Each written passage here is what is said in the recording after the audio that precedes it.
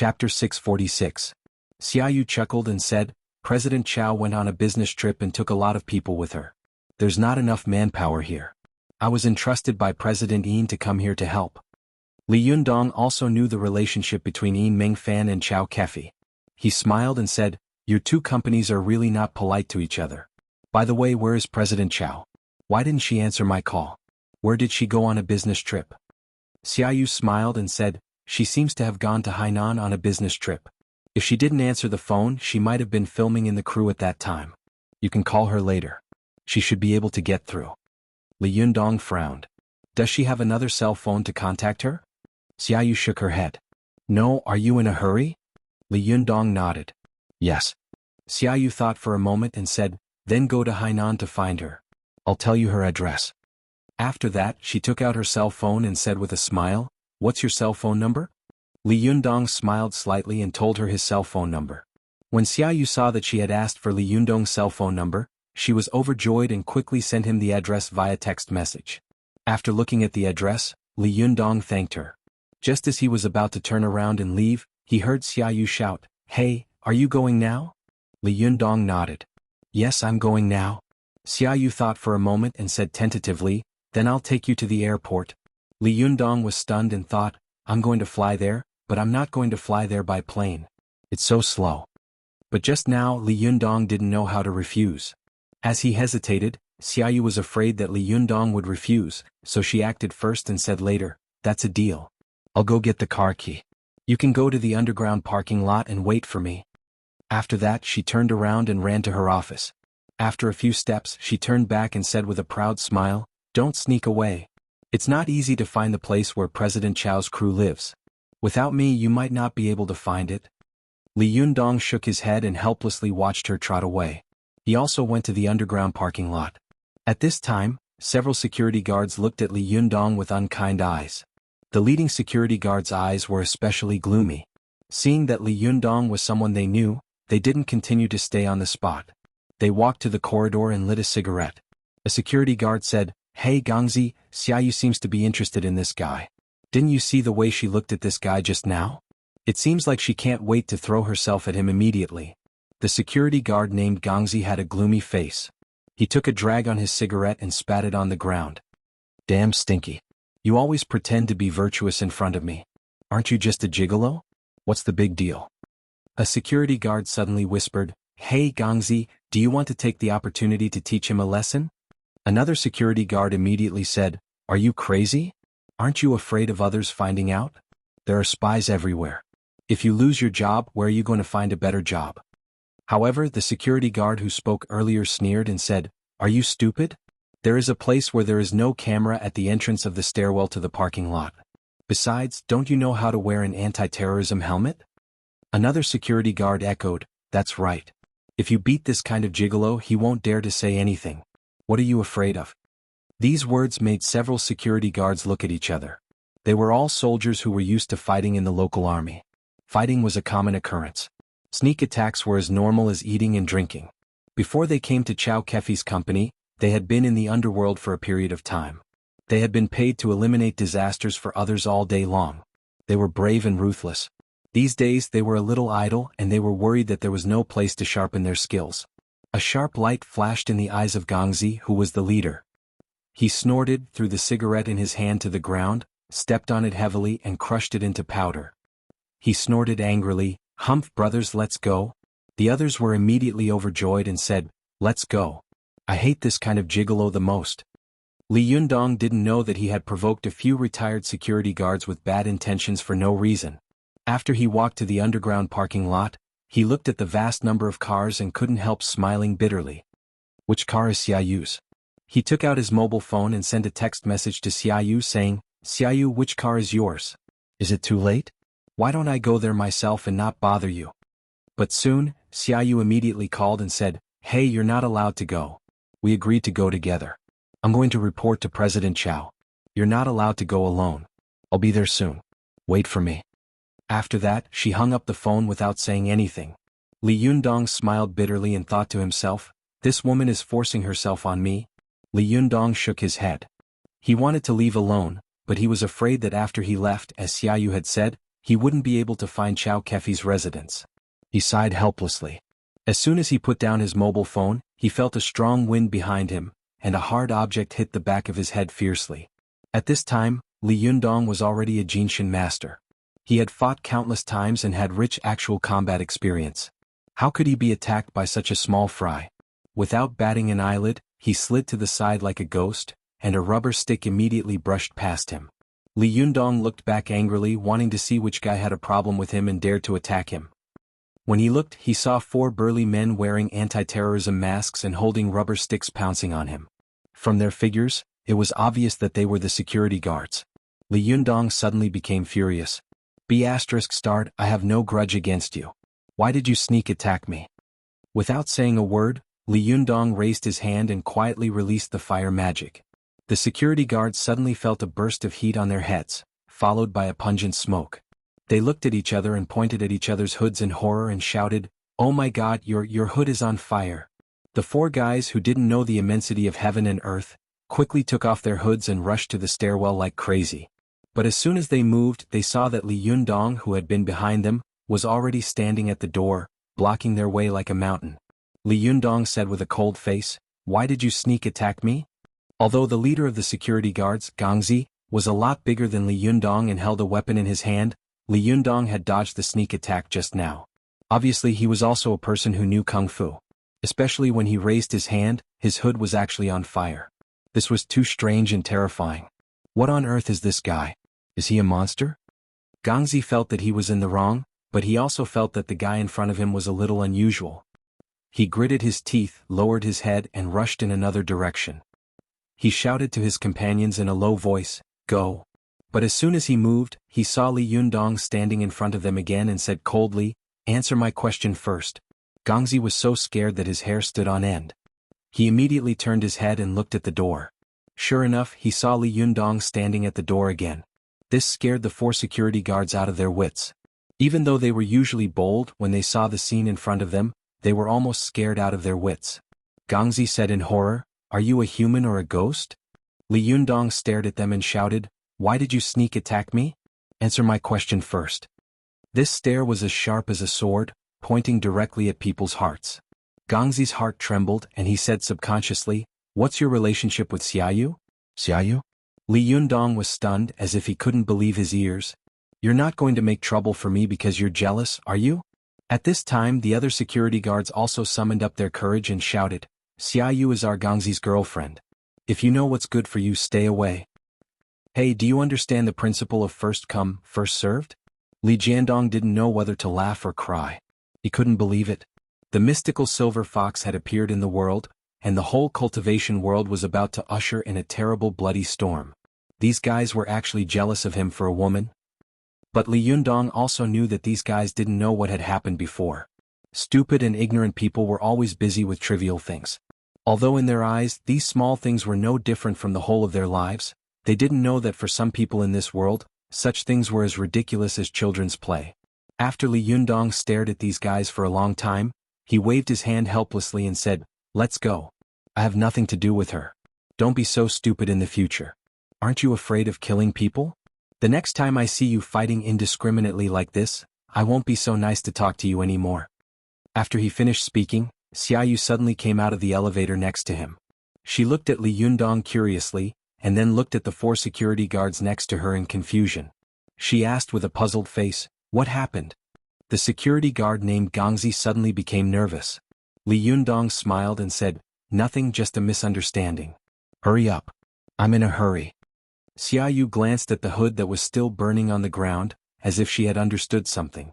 She glared at Gangzi and the other security guards unhappily, and then got into a Porsche. She skillfully started the car and drove it to Li Yundong. As soon as she opened the door, she said with a smile, "Get in the car." After Li Yundong got in the car, Xiaoyu stepped on the accelerator, and the rear of the car spewed out a burst of exhaust gas. Only then did she drive away, leaving Gangzi and the other 4 security guards standing there with gloomy faces. Xiaoyu drove the car and looked at the scene behind her through the rearview mirror.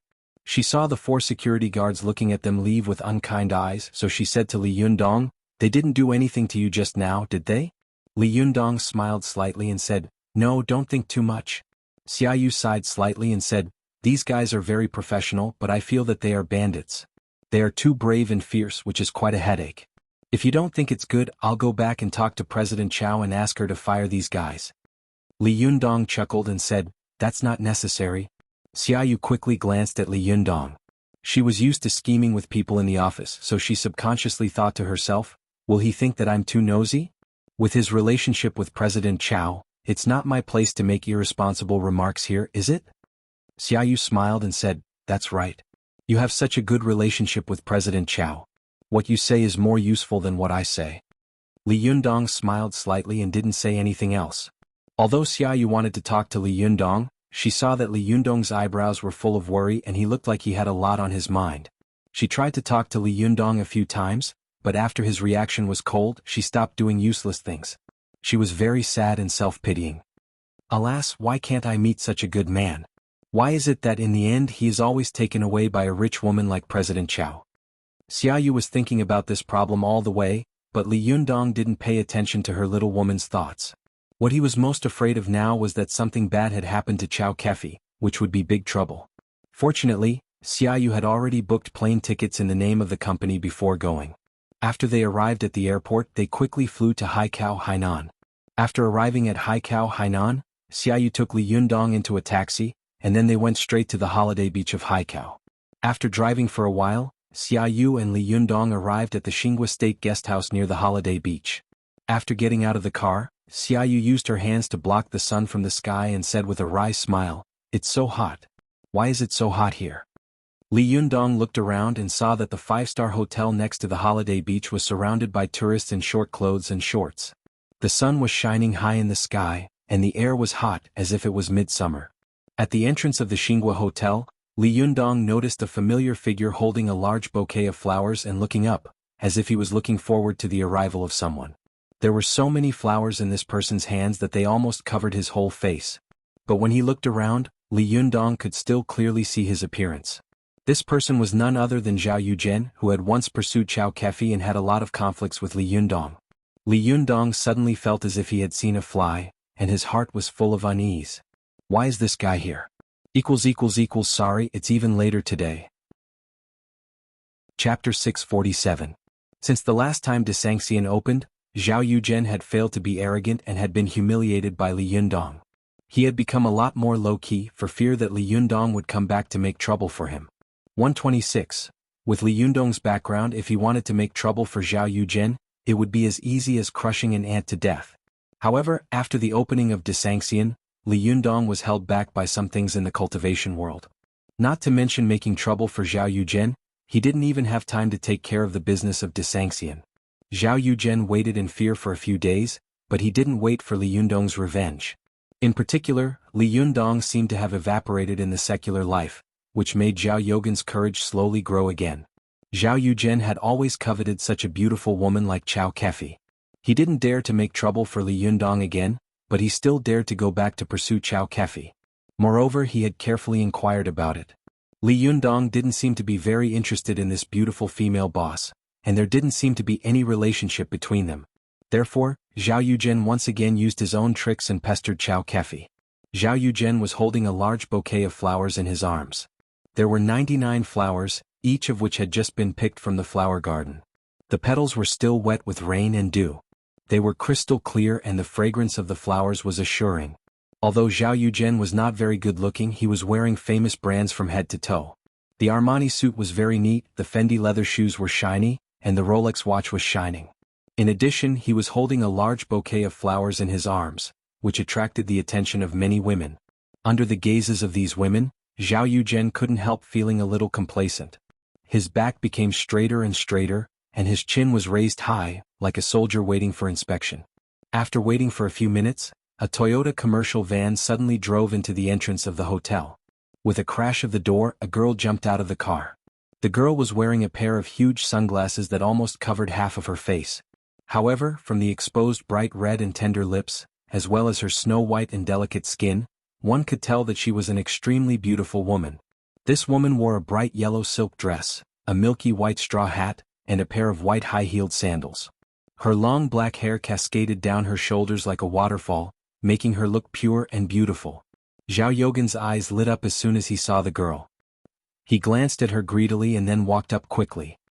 He stretched out his hand with a smile on his face and said, "Hello, Miss Lu Feier." This girl was none other than Lu Feier, the big star who had skipped work with Chao Kefi to attend the opening ceremony of the Desanxian. She saw Zhao Yuzhen at a glance, and a look of disgust flashed in her eyes hidden behind the sunglasses. But she still politely reached out her hand and gently shook hands with him. "Hello, Mr. Zhao, nice to see you again." Lu Feier's words, "I see you again," contained a hint of sarcasm. In recent days this man had been circling around their crew like a fly. A while ago, he had been waiting for the crew to finish shooting to present flowers to Chao Kefi. Chao Kefi had no choice but to hide from Zhao Yuzhen everywhere. However, this guy didn't give up and simply blocked them at the place where they were staying. He really won't give up until he reaches the Yellow River, Lu Feier thought to herself. She looked back at Chao Kefi in the car and thought to herself, "Sister Chao, good luck. I've helped you several times, but I can't help you this time." Lu Feier quickly pulled her little hand out of Zhao Yogan's hand and then quickly flashed to one side. She quietly rubbed her hand behind her, as if she wanted to wipe away Zhao Yogan's breath. After taking a greedy look at Lu Feier, Zhao Yuzhen reluctantly withdrew his gaze. He knew that this girl was not someone he could afford to pursue. Although most girls who set foot in the film and television circle did so to pursue the flashy and vanity of the flash, Lu Feier was a girl who set foot in this circle purely because she liked acting. Lu Feier was born in a famous family. She had no worries about food and clothing, and her background was quite strong. If there was a film, she would make a film. If there was no film, she would be idle. No matter how capable other directors and dignitaries were, no matter how much they wanted to sleep with her, they couldn't sleep with her. All the unspoken rules in the world were like Zhou Yu beating Huang Gai. One was willing to fight while the other was willing to suffer. As the saying goes, flies don't hug seamless eggs, right? Because of this, Lu Feier seemed to be quite independent in the turbid film and television circle. Zhao Yuzhen also knew that this little girl didn't fall for his trick at all, so he didn't waste his time on Lu Feier. But Chao Kefi was different.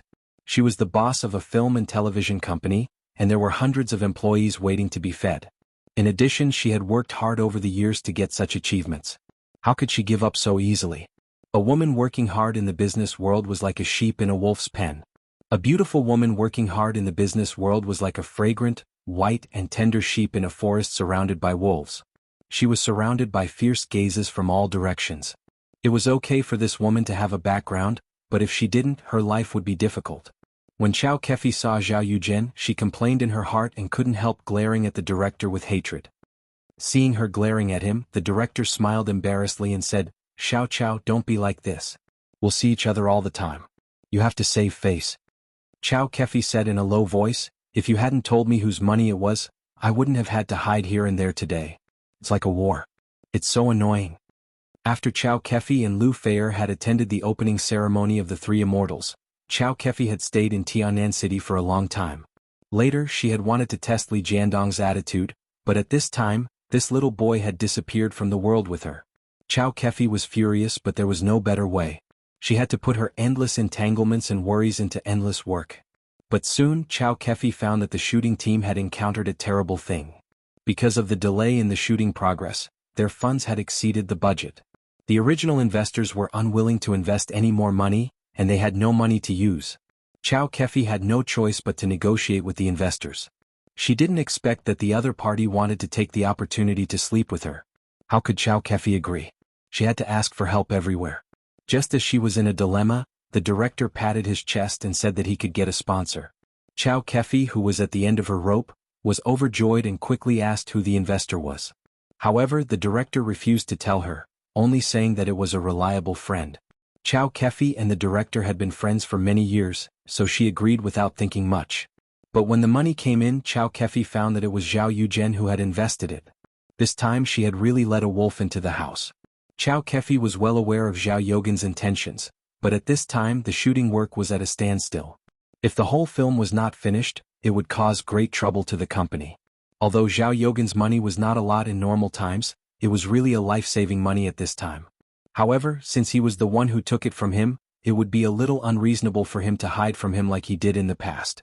Chao Kefi complained to the director, who said with a smile, "Oh, for the sake of the crew, you should sacrifice yourself and help us." In a film crew, the director was the boss. In a TV crew, the producer was the boss. No matter what the crew was, the investor was the boss. No matter how reluctant Chow Kefi was, she could only pretend to be a snake. She sighed helplessly and got out of the car. She smiled at Zhao Yuzhen as if she was wearing a mask and said, "Mr. Zhao, why are you here?" Zhao Yuzhen smiled very brightly. He held the flowers in his hand in front of Chow Kefi and said, "Mr. Chow, this is for you." Chow Kefi wanted to burn the flowers, but she still had to pinch her nose and take the bouquet of flowers. She forced a smile and said, "Mr. Zhao, I'm sorry to trouble you again." As she spoke, she kept walking and said quickly, "Today's shooting is too tiring. Let's go back and have a good rest." "Mr. Zhao, excuse me." Zhao Yuzhen quickly followed a few steps and said with a smile, "Mr. Chow, would you like to have dinner together tonight?" Chow Kefi sighed softly and looked at Lu Feier not far away helplessly. "I have an appointment with someone else today." Zhao Yuzhen looked disappointed, but he soon smiled and said, "What about tomorrow?" Chow Kefi forced a smile and said, "Tomorrow? No, I also have an appointment tomorrow." Seeing Chow Kefi's refusal, Zhao Yuzhen was angry in his heart, but he also had the spirit of fighting again and again. He asked unyieldingly, "What about the day after tomorrow? I'll be free the day after tomorrow, right?" The smile on Chow Kefi's face froze and she cursed in her heart, "Is this guy a sticky candy?" Chow Kefi looked embarrassed and said with a sad expression, "Mr. Zhao, the crew has been really busy these days, so." Zhao Yogan's smile gradually disappeared. He sighed softly and said with an unfriendly look, "Well, in fact, I want to talk to you about the investment. You know, I invested the money in installments, so it's."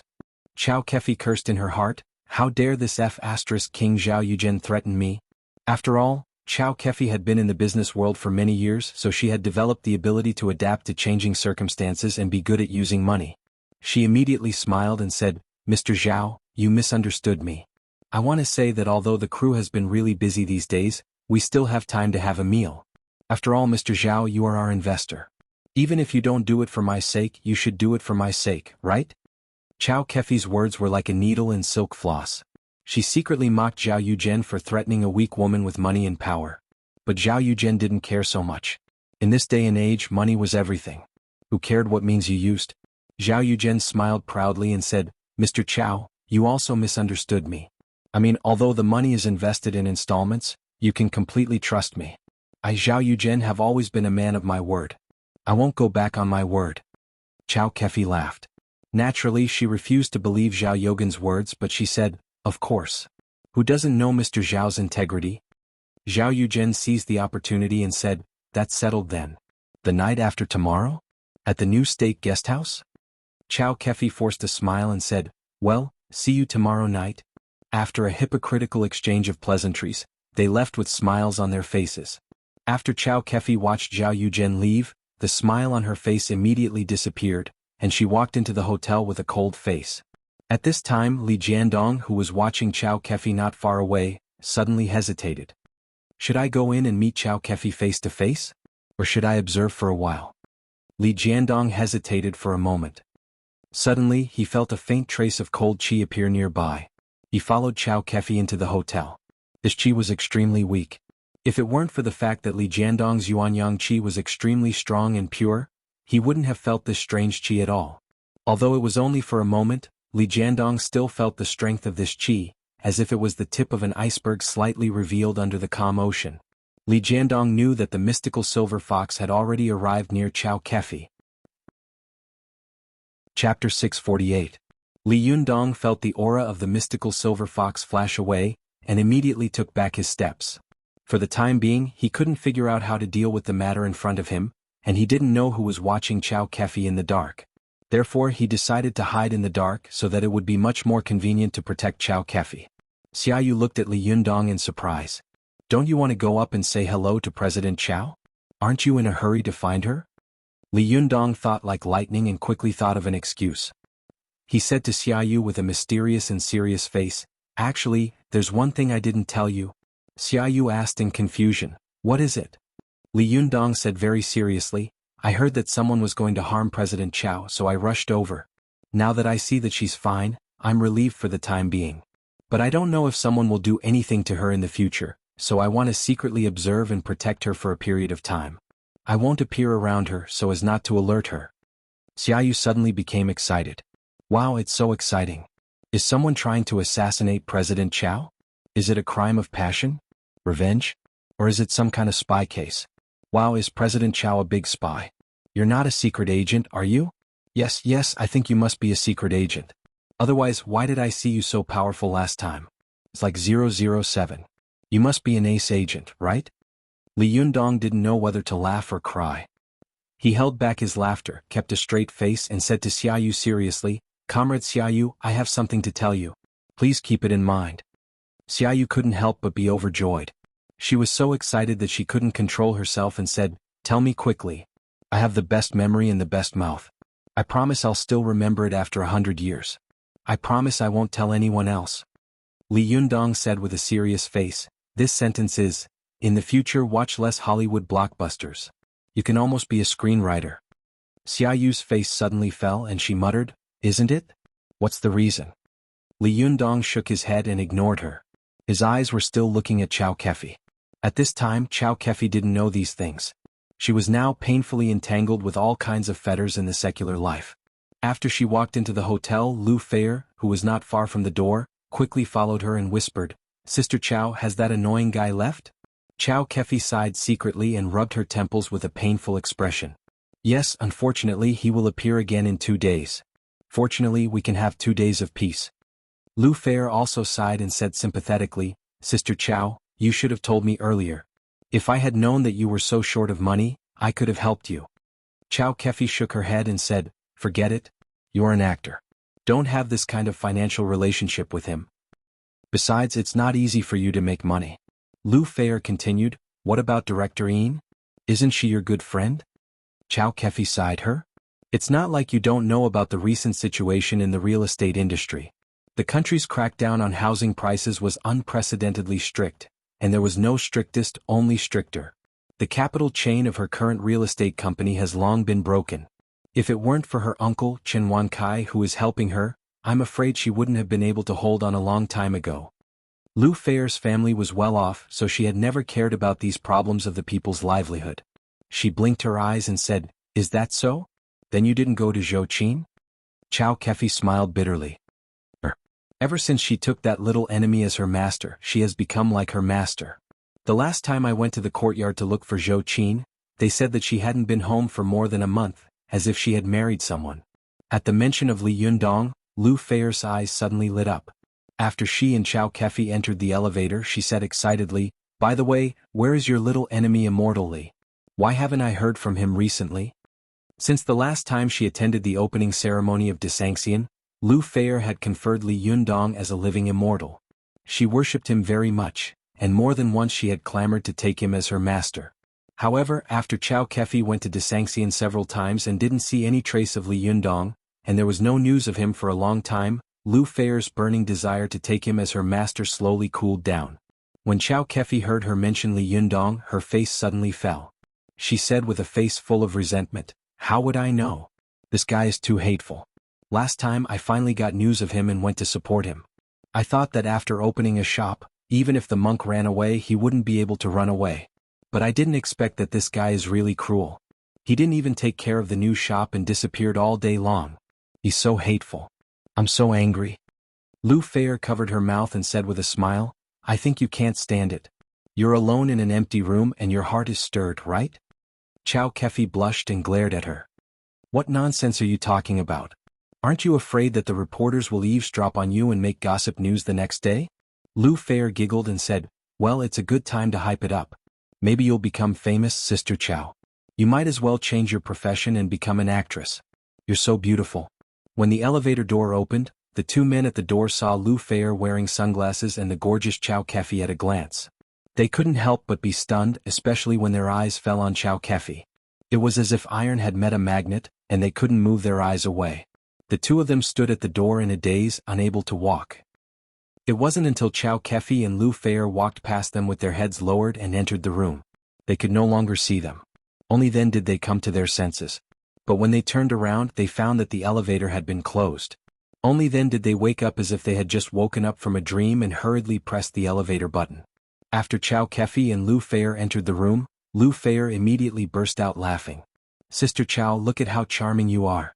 Those two guys can't even walk. Come and act. You will definitely be the #1 sister in the film and television circle in China. Even Li Bingbing and Fan Bingbing have to give way. Chow Kefi said with a wry smile, you still say that I have a hard time being a producer. If I become an actress, won't I be ruined to death? Do you think I'm like you? If you want to make a film, you can make a film. If you don't want to make a film, no one can do anything to you. Lu Feier stuck out her tongue and said with a smile, no way. Sister Chow, if you don't want to be an actress, then don't be one. I just think that your life is too hard. Chow Kefi fell down on her big bed, pressed the jade pillow against her forehead, and said softly, yes, I've been dreaming these 2 days. When Lu Feier heard this, she became energetic. She sat beside Chow Kefi with her eyes shining. She shook her arm and urged, hey Sister Chow, what did you dream about? Did you dream about something that is not suitable for children? Chow Kefi put down her arm angrily, reached out and pinched Lu Feier. She said angrily, you damn girl, it's obvious that you are in love, but you blame it on me? Lu Feier giggled and dodged Chow Kefi's hand.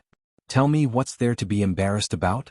After playing with her for a while, Chow Kefi seemed to be very tired, so she continued to lie down on the soft bed and said faintly, alas, these days I always dream that I am in the forest. I am a carefree little fox and I don't have to deal with any messy people. When I am thirsty, I will drink the spring water in the mountain stream, and when I am hungry, I will eat the fruit falling from the tree. I have no worries about food and clothing and I have no desires. Alas, how good this kind of life is. How can it be like now? All day long, for a little money, you beg your grandfather to sue your mother. Any man would want to take advantage of you. Lu Feier lay on the bed, holding her chin with her hands. Her 2 slender legs were raised high and swaying. She listened attentively and said leisurely, when I am thirsty, I will drink the spring water in the mountain stream. When I am hungry, I will eat the fruit falling from the tree. Oh, this life is really good, just like a paradise. Mr. Chow, when you are going to live in seclusion in the forest, take me with you. As she said this, she thought for a while and said, by the way, Sister Chow, I don't think you are a little fox. You are a big fox, the kind that has become a spirit. Otherwise, how could you be so beautiful? Chow Kefi couldn't help laughing. She slapped Lu Feier's butt and said, don't flatter me. I won't give you a raise even if you flatter me. Lu Feier giggled and said, I'm not. Sister Chow, don't you feel that you have become more and more beautiful these days? You seem to have become a different person. Your skin is getting better and better, your face is glowing, and you are extremely beautiful. Chow Kefi scolded with a smile, no, I'm going to become an old woman. Don't make trouble with me here. Go and do what you should do. However, Lu Feier rolled on the bed and said with a smile, no, I'll stay here with you tonight. It's boring for me to live in such a big room alone. I'll have a secret talk with you tonight. Chow Kefi and Lu Feier had a close personal relationship. Otherwise, she would not have taken Lu Feier with her when she went to the opening ceremony of Desanxian. Seeing that Lu Feier insisted on staying, she smiled helplessly and said, it's up to you. I'm going to take a bath. I don't care about you. I've been taking pictures of the sea for a whole day today. I'm exhausted. I smell like the sea. Lu Feier saw that Chow Kefi was talking and walking. She put her long wavy hair on her head with both hands. She propped up her upper body and said loudly, hey, don't turn off the hot water and don't close the door. I'll take a bath later. Chow Kefi scolded with a smile, you little girl, don't push your luck. Do you want to take advantage of me when you're taking a bath? After that, she closed the door with a bang. As if to deliberately anger Lu Feier, she also deliberately pressed the door lock with a click. She said proudly from inside, now you can't come in, can you? Lu Feier pretended to be angry and said, well, Sister Chow, you're too much. You don't believe me. Be careful that I take pictures of you with my mobile phone when I sleep at night, and then send the photos to the internet. Chow Kefi laughed and said, go ahead. Those who take pictures of others will also take pictures of others. Do you think you're the only one who has a mobile phone? After that, she turned on the tap and prepared to take a shower. Chow Kefi stood in the spacious bathroom, taking off her clothes while looking at herself in the mirror on the dressing table. She saw that the beauty in the mirror really had a pair of seductive fox-like eyes, a small and exquisite oval face, especially bright and plump lips with neat snow-white teeth. It was really red lips and white teeth. When she smiled sweetly, it was thousands of kinds of amorous. Chow Kefi looked at herself in a daze for a while. She stretched out her fingers in front of the mirror and gently touched herself in the mirror. She sighed faintly and said, you don't look worse than others. Why don't you like those who like you and those who you like don't like you? Chow Kefi sighed softly, bit her red lips, and complained like a resentful woman, I'm so annoying. Where did this little enemy go? She didn't even say hello. She has no conscience at all. She made me always bullied. Chow Kefi felt sorry for herself for a while. Then she went to the tap and took a hot bath. She sighed to herself and said, "Alas, it's really boring to be a human being. It's better to be a free little fox." As soon as she finished speaking, she suddenly heard a gloomy voice beside her. "Is what you said true? Do you really want to be a free little fox?" When Chow Kefi heard this voice, she was shocked. She wiped her face with her hand, trying to wipe the water off her face. After she wiped her face, she opened her eyes reluctantly and saw a vague figure standing in front of her, slowly reaching out to her. This was not a trivial matter. Chow Kefi was so scared that she screamed. She only felt a bone-chilling cold air blowing on her face. Her eyes darkened, and she fainted without saying a word. The Fox's Nest Supergroup, also known as Group 15, was already full of people. If anyone wanted to join the group, please join Group 16. 110241150. Chapter 649. Lu Feier, who was outside the door, heard a cry of alarm coming from the bathroom. She suddenly shivered and quickly jumped out of bed. She shouted to Chow Kefi, Sister Chow, what's wrong with you?" Lu Feier shouted nervously outside the door, but there was no movement in the bathroom, which frightened Lu Feier. Chow Kefi had had a lot of accidents before. With such a record, Lu Feier did not dare to be careless. She immediately rushed to the door, slammed it hard and shouted, "Sister Chow, can you speak?" She shouted, but there was still no response, so she put her ear to the door and listened carefully. But she only heard the sound of water coming from inside, and there was no other movement. Lu Feier gritted her teeth and quickly rushed to the bedside. She picked up a blanket and wrapped it around her body, head and face. Then she took 2 steps back, shouted, and quickly hit the bathroom door. But the bathroom door was extremely strong, and Lu Feier was thin and slender. With a bang, the door did not move at all, but she staggered, took 2 steps back and sat on the ground. She felt as if her whole body had fallen apart. This burst of pain only made Lu Feier's tears keep rolling in her eyes, but she quickly gritted her teeth and stood up. She gritted her teeth and stretched out her neck in a righteous manner. Then she shouted and slammed into the door. Dong! This time, Lu Feier's body was directly pressed against the door, but the damn door still didn't budge. Lu Feier leaned her shoulder against the door and sat down softly on the ground.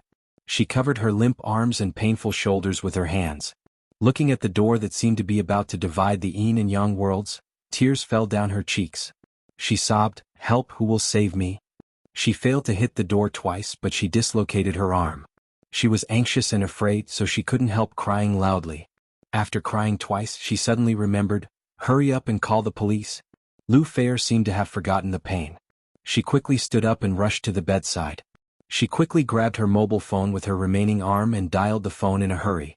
But her hands were shaking so hard that she couldn't press the button on the phone. The more nervous Lu Feier was, the more afraid she became. She didn't know what was going on with Chow Kefi. She was in a state of fear that was on the verge of collapse. After pressing for a while, she couldn't even press the simplest 110, so she gave up, rushed to the door, opened it and shouted, "Help, help." Lu Feier was a professional actress, and her basic skills were extremely solid. When she shouted, almost the whole building heard her. The people in the rooms on the left and right poked their heads out when they heard the sound. 2 waiters hurriedly ran over and asked nervously, "What happened?" Lu Feier pointed to the bathroom and said with tears in her eyes, "Sister Chow is inside. I called her but she didn't move. I don't know what's wrong. Hurry up and open the door. I'm afraid that something will happen to her. She has heart disease." The 2 waiters' faces turned pale when they heard this. Hotels were most afraid of this kind of thing. Moreover, people who stayed in such a hotel and lived in such a luxurious suite were not easy to deal with. If something went wrong here, it would be a big deal. A waiter quickly picked up his walkie-talkie and spoke to the receptionist, asking her to call the police immediately. The other waiter quickly rushed to the door and tried the door lock with his hand, only to find that it didn't budge at all. He immediately used his shoulder to knock the door, only to find that it didn't feel like a door at all, but a wall, a mountain. The waiter covered his shoulder, grimaced in pain and shook his head at the other waiter. At this time, the corridor had also attracted a lot of people to watch the fun. Some men saw Lu Feier, a great beauty, crying like a pear blossom in the rain, and they couldn't help but want to show off. They volunteered and said, "Let me do it, let me do it." One by one they rushed toward the bathroom door like soldiers, but without exception they were hit so hard that their heads were heavy and their feet were light. Their feet felt as if they were stepping on cotton, and they couldn't stand steadily. They staggered as if they were drunk. Seeing this scene, Lu Feier was so desperate that she cried. At this moment she suddenly heard a familiar voice. "What's wrong?" Lu Feier was stunned. She raised her head and saw a boy with thick eyebrows and bright eyes standing in front of her, looking at her with concern and nervousness. "Isn't this Li Yundong? Why is he here?" Lu Feier's mind buzzed and she thought subconsciously. But soon, Lu Feier came to her senses. She couldn't help but feel her heart pounding. She didn't know where she got the strength from, but she stood up and unconsciously reached out to grab Li Yundong. "Why are you here?" "That's great. Save Sister Chow. She. As she spoke, Lu Feier could not go on, and her tears kept falling. Li Yundong nodded and said to her in a deep voice, "Don't worry, I'm here." Lu Feier nodded and wiped away her tears. For some reason, it was as if after the boy in front of her said, "I'm here," she felt incomparably safe and secure, and the panic on her face slowly disappeared. The man who had hit the door and suffered internal injuries looked at Li Yundong with his head tilted and a look of disapproval on his face. He thought to himself, "There are so many of us. Some of us are stronger than you and some are taller than you. Can you do something if we can't do it?" Li Yundong walked to the door by himself and reached out to try the door lock. As soon as his hand touched the handle, he felt a bone-piercing cold demon chi. He immediately retracted his hand and frowned secretly. He thought to himself, "Oh no, could it be that the mystical silver fox has already taken back her soul?" Li Yundong took a deep breath and exerted a little force. He tried to use his pure and vigorous Yuanyang Jinqi to test the Yin Qi. As soon as he tried it, there was a bang and Li Yundong was shocked to take 3 steps back. Li Yundong didn't expect that the rebound force would be so strong. Although he didn't use his full strength, he was shocked to take 3 steps back in a row, which shocked him greatly. As soon as Li Yundong lowered his head, he saw that the palm of his hand holding the handle was covered with a layer of frost. It was obvious that it had been frozen by the cold chi just now. He thought to himself, "This mystical silver fox is really clever. She is strong when she meets the strong and weak when she meets the weak." Before, when ordinary people opened the door, she used ordinary strength to block the door. Now it's my turn to open the door, she used the cold chi to block me. You do have some skills, but can you stop me like this?" When some of the men around saw that Li Yundong had also suffered a loss at the door, they immediately sneered and gloated. But as soon as they laughed, they saw Li Yundong take a deep breath and walk to the door again. But this time, Li Yundong stretched out his hands not to push the door but to the wall next to the bathroom door. Everyone was shocked and terrified. They thought to themselves, "Is this guy crazy? Does he think he is Schwarzenegger the Terminator?" But as soon as this thought flashed through their minds, they saw Li Yundong's palms touch the wall. Suddenly the wall rumbled and the wall was like tofu dregs made of flour. With a crash, a big hole appeared. Everyone was stunned and speechless for a long time. They watched helplessly as Li Yundong opened a door in the wall next to him with his bare hands. Then he rushed into the bathroom. As soon as Li Yundong rushed into the bathroom, he saw that Chow Kefi's eyes were closed, and he didn't know whether she was dead or alive. She leaned against the tile wall of the bathroom, naked and curled up into a ball. Although her hands and feet were covered, her pink body was as delicate as porcelain jade, which was extremely irritating and made people have a nosebleed. Li Yundong quickly looked away and searched around the bathroom vigilantly. After quickly confirming that there was no aura of the mystical silver fox around, he took off his upper clothes and gently picked her up. When the two of them touched, Li Yundong tested Chow Kefi's blood with the aura of his body, only to find that Chow Kefi's body was no different from that of an ordinary person. However, the original loss of chi and blood in her body had greatly improved, which made Li Yundong stunned. Logically speaking, Chow Kefi was a woman without a soul. She only had her life spirit, Tianchong, spiritual wisdom and central core, which were 1 soul and 3 physical forms. Therefore, her congenital incompleteness led to a lack of chi and blood. It was impossible to make up for it. This was like a woman with 5 leaks. If she didn't make up for the 5 leaks and went to cultivate, it would be absolutely impossible for her to succeed. However, at this time, Chow Kefi's whole body was full of chi and blood, as if her soul had been made up. But if the mystical silver fox had already entered Chow Kefi's body, then Chow Kefi should have been full of Jinqi at this time. It was impossible for her to be like this without any Jinqi at all. Li Yundong frowned and thought to himself, "This is really strange. It doesn't make sense."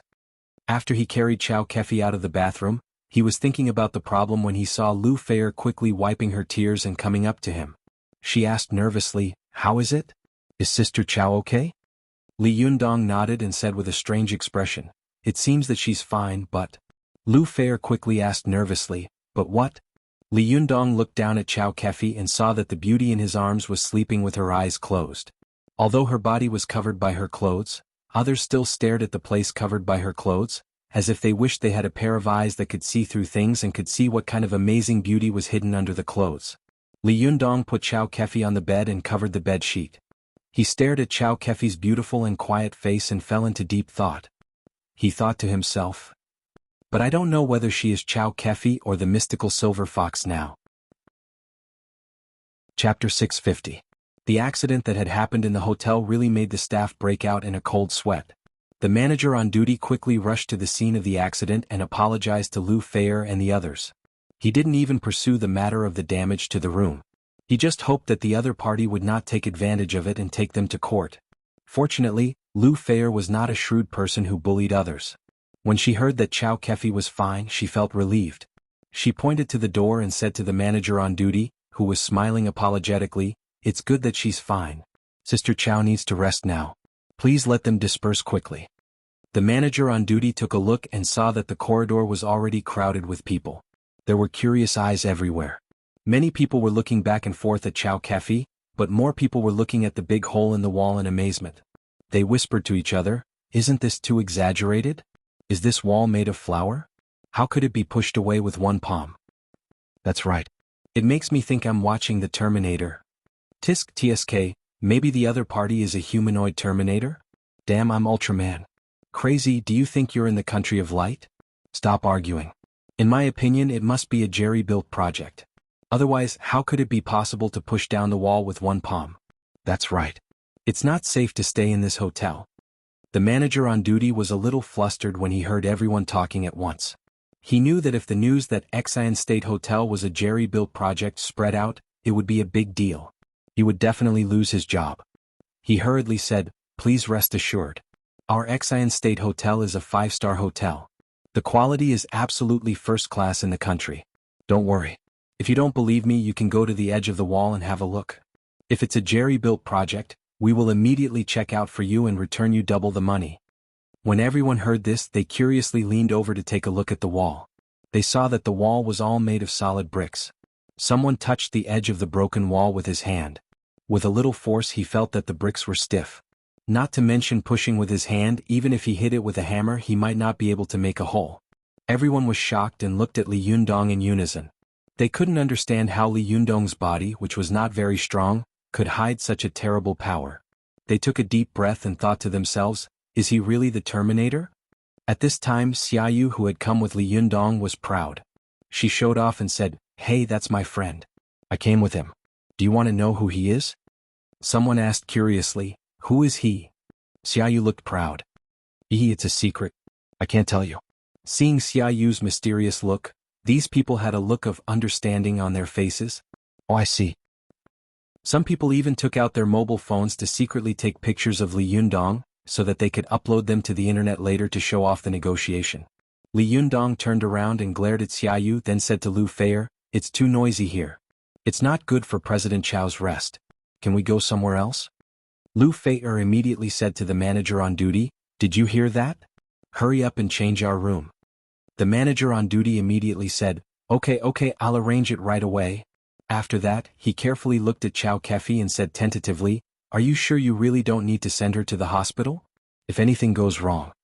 If something went wrong, he couldn't afford to take the responsibility, nor could the hotel.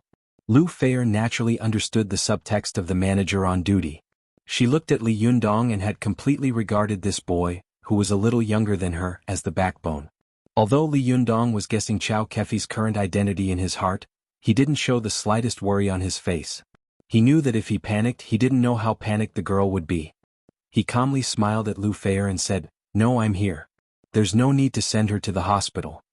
Lu Fei immediately breathed a sigh of relief and said to the manager on duty, "No, just arrange another room for us." The manager on duty looked at Li Yundong in embarrassment.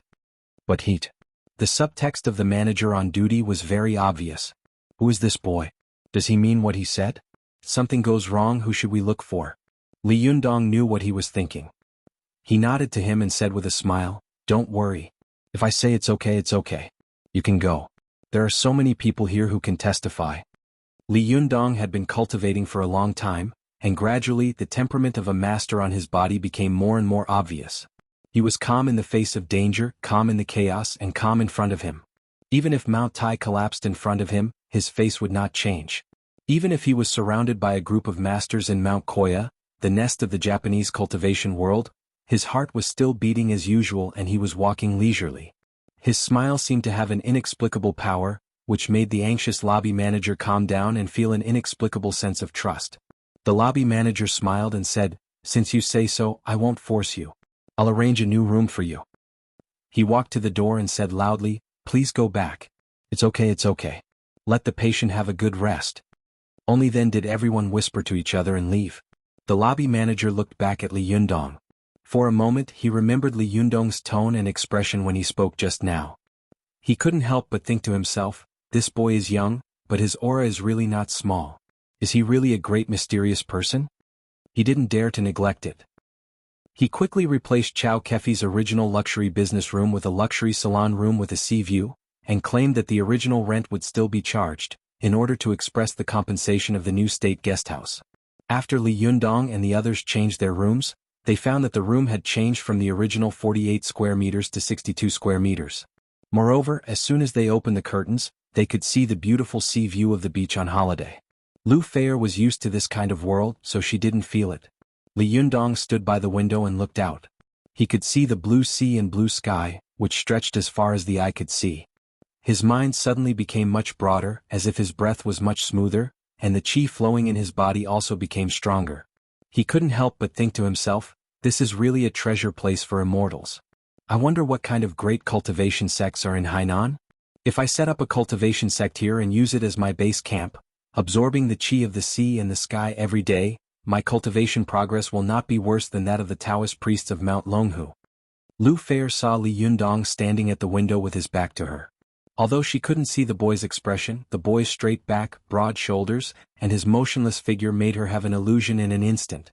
Standing in front of her was an old man who was already dozens of years old. His imposing manner made her feel that she had never seen many senior officials and martial arts masters. Lu Feier held her head and looked at Li Yundong curiously. She secretly speculated about Li Yundong's true identity. The more she guessed, the more she felt that this boy, who looked too young and was frighteningly mature, was too mysterious. He could even be described as unfathomable. He was like a black hole. Anyone who approached him would have a strong curiosity about him and be sucked in by him. After guessing for a long time, Lu Feier couldn't help but look at Chow Kefi. She sighed faintly in her heart and thought to herself, these days excellent men are always scarce resources. Alas, even a beautiful woman like President Chow doesn't pay attention to him. I have no hope. Last time when the Desanxian opened, I saw a group of beautiful women around this guy. He doesn't seem to be an infatuated lover. Why doesn't he like President Chow? Lu Feier was thinking like a little girl. While she was lost in thought, she heard a weak voice coming from beside her. Excuse me, is there anything I can do for you? When Lu Feier heard this voice, she came to her senses. Only then did she notice that Xiaoyu was still standing next to her. She asked in confusion, you are? Xiaoyu smiled embarrassedly and said, I'm an employee of President Chow. I'm here to report my work to her and I brought Li Yundong here on the way. He said that he had something urgent to discuss with President Chow. Lu Feier quickly stood up and said enthusiastically, I see. If it weren't for you, I'm afraid that Sister Chow would have been in danger today. Sit down, sit down. Xiaoyu was also very sensible. Seeing this scene, she quickly waved her hand and said with a smile, forget it, I'll get a room for myself first. When President Chow wakes up and reports to her, I'll go back first. Lu Feier didn't stop her. She said with a smile, well, come over more often when you're free. Seeing that a big star like Lu Feier was so approachable, Xiaoyu also said with a smile, okay, I'll ask you for your autograph later. Lu Feier pursed her lips and said with a smile, no problem. I'll sign a double for you. Xiaoyu chuckled and walked to the door. As soon as she opened the door and was about to go out, she saw a man pounce on her, panting and shouting, President Chow, where's President Chow? Is she all right? Xiaoyu took a closer look and immediately frowned secretly. Who else could it be but Zhao Yujian? Xia Yu knew that a white-collar worker at her level couldn't afford to offend a boss like Zhao Yuzhen. She thought to herself, I'd better let them meet each other lest I, a white-collar worker, suffer when the immortals fight. Xia Yu's face was full of smiles. She pretended to be surprised and said, President Zhao, why are you here? Hearing Xia Yu's exclamation, Lu Feier looked at the door and immediately frowned. She thought to herself, this annoying guy's nose is really sharp. How could he know that something had happened to President Chao? Could it be that he has spies in the crew? Yes, it must be so. No wonder he has been able to block us these days. Go back and let me know who it is. I'll teach him a lesson. But no matter how much she hated this person in her heart, she still had to save face. After all, he was an investor, wasn't he? Lu Feier stood up with a warm face and said with a smile, President Zhao, you're here? Please sit down and come in for a glass of water. Zhao Yuzhen looked worried. He wiped the sweat from his forehead and said with a smile, I heard that something had happened to President Chao, so I rushed over. I was scared to death. How is it? Is President Chao all right? While he was talking, his eyes searched for Chao Kefi in the room, but he soon saw Chao Kefi lying quietly on the bed, covered with a quilt, and her slender eyelashes quietly covered her eyes, as if she had fallen asleep. Just as Zhao Yuzhen was about to approach, he suddenly saw a familiar figure standing beside the French window. The man turned around and said to him with a fake smile, President Zhao, we meet again. Isn't this Li Jiandong? Zhao Yuzhen was so scared that his legs and stomach began to tremble. He almost collapsed on the spot, as if all the dirty thoughts in his stomach had been seen through by the young boy in front of him. His face turned pale and he couldn't help stepping back as he said, Ah, it's young Master Li. It's a pleasure to meet you. Last time when Desangxian opened, we parted at the opening ceremony. Young Master Li, you're still as elegant as ever.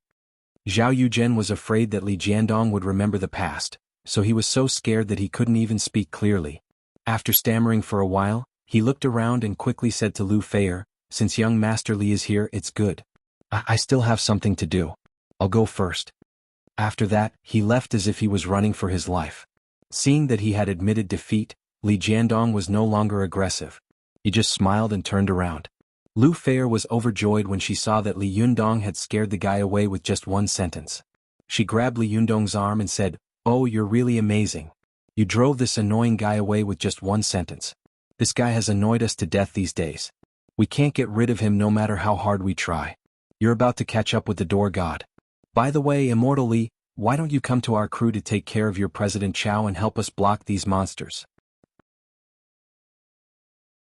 You can find any traditional Chinese medicine doctor and they can explain it to you. The Jichuan acupoint was one of the important acupoints of the human body. It was located at the apex of the armpit, and the axillary artery was on the outside. There were a large number of nerve veins around the acupoint, such as the ulnar nerve, the median nerve, and the cutaneous nerve on the inside of the forearm. It could be said that this was the central passage connecting the human body and the arm. It was an extremely developed and sensitive place.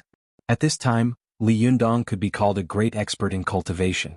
He used his powerful and condensed jinqi to explore Lu Feier's Jichuan acupoint. It was like pricking her acupoint with a golden needle. As the saying goes, pull one hair and the whole body will move. As soon as Li Yundong pricked it, the jinqi immediately flowed to every part of her body, controlled her nerves and made her feel numb in an instant. Lu Feier widened her eyes as if she didn't believe Li Yundong's explanation, but she couldn't find a better way to explain it. She could only sigh in her heart. Zhao Yuzhen, who had wanted to leave as soon as possible, stopped to listen because he clearly heard Lu Feier's criticism of him after he went out. It would have been better if he hadn't listened, but as soon as he heard it, he was so ashamed and angry that his face turned green and white. He wished that there would be a crack on the ground for him to crawl into. In this world, there was nothing more infuriating than a beautiful woman attacking him in front of a man. Zhao Yogan's original fear turned into anger. After he rushed out of the hotel door, he felt as if there was a raging fire in his chest. He wanted to find someone to vent his anger and take revenge on. This Li Yundong, why does he follow me wherever I go? Why does he always make things difficult for me? Zhao Yuzhen had been humiliated, so he subconsciously transferred this anger to Li Yundong. However, he couldn't beat this boy. The painful lesson of Desangxian last time was still fresh in his mind. Who dared to touch a person who could talk cordially with the top leader of the provincial party committee? Did the old man eat arsenic? Are you tired of living? While he was feeling agitated, he suddenly heard a surprised voice coming from beside him. It was a woman with a strong London accent. She said in English, "Ah, Mr. Zhao, hello. I didn't expect to see you here." Zhao Yuzhen turned his head and saw a woman about 1.7 meters tall with brown hair, blue eyes, deep eyes and a high nose. She looked quite sexy and coquettish. She was looking at him with a smile, and her eyes were full of seduction and ambiguity. Zhao Yuzhen knew that this woman's name was Justin. She came from London, England, and graduated from a second-rate university in England. Although she was not born in a good family, Justin had a fiery Hollywood dream since she was a child. At the age of 16, she went to Los Angeles to pursue her movie dream. However, there was no shortage of beautiful gold diggers and dream chasers in Hollywood. Justin had been wandering in Hollywood for 10 years and had played many small roles, but she had never been able to get the chance to rise to the top. Foreign women matured early and aged quickly. Although a woman was at her peak at the age of 26, the hustle and bustle of Vanity Fair made her look a little tired, which made Justin feel an inexplicable sense of panic and fear. Just as she was feeling anxious, she heard her friend talk about the Red Country in the Far East, which made her think of an idea. Although the film industry in this Red Country started late, it has developed rapidly in recent years. The annual box office has ranked 5th in the world, and the momentum of growth is extremely rapid. In less than 2 years, it will definitely surpass Japan and become the second largest film market in the world. In this case, why don't I go to this distant country first to try my luck? Doesn't the whole world say that Chinese people are rich? Some of her good friends who had gone to China to make money had also sent her text messages. People are stupid, but they have a lot of money. Come quickly. Justin was a woman who did what she thought. She immediately packed her luggage and came to this country that she knew almost nothing about. When she arrived, she realized that she was blind and knew almost nothing. Her dream of making a fortune in a blockbuster suddenly became a little out of reach. Even after being cheated by the shell companies in the film and television industry several times, Justin's 3 meals a day had become a problem. In this situation, she accidentally received a TV series project that Chow Kefi was working on. Although it was said that filmmakers always despise TV series, many Hollywood actors refused to go back to make TV series after making movies. Although Justin was not a big star, she still had a movie on her resume. Although it was a small role, no matter how small the supporting role was, it was still a supporting role. Don't play a small role. However, the reality was cruel. Justin, whose heart was higher than the sky and her life was thinner than paper, was forced by the current situation. She obediently restrained her arrogance and obediently began to shoot TV series. But even so, from time to time, Justin would reveal the so-called big-name habits in the crew, as if the third-rate actors from Hollywood were a bit higher than the first-rate actors in this country. It was also because of this that many people in the crew did not like this foreign girl. However, due to the fame of Hollywood and her decent acting skills, everyone pinched their noses and endured it.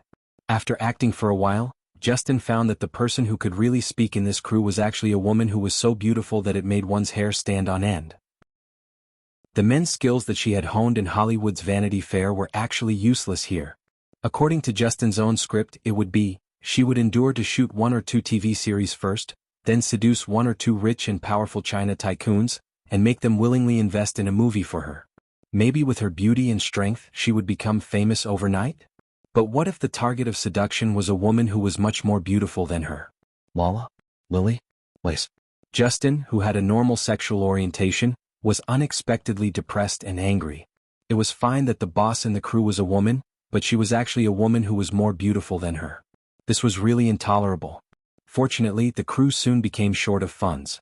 The plot that Justin had dreamed of finally appeared. A rich man had finally arrived. Ever since Zhao Yuzhen had appeared, Justin had been intentionally or unintentionally getting close to him.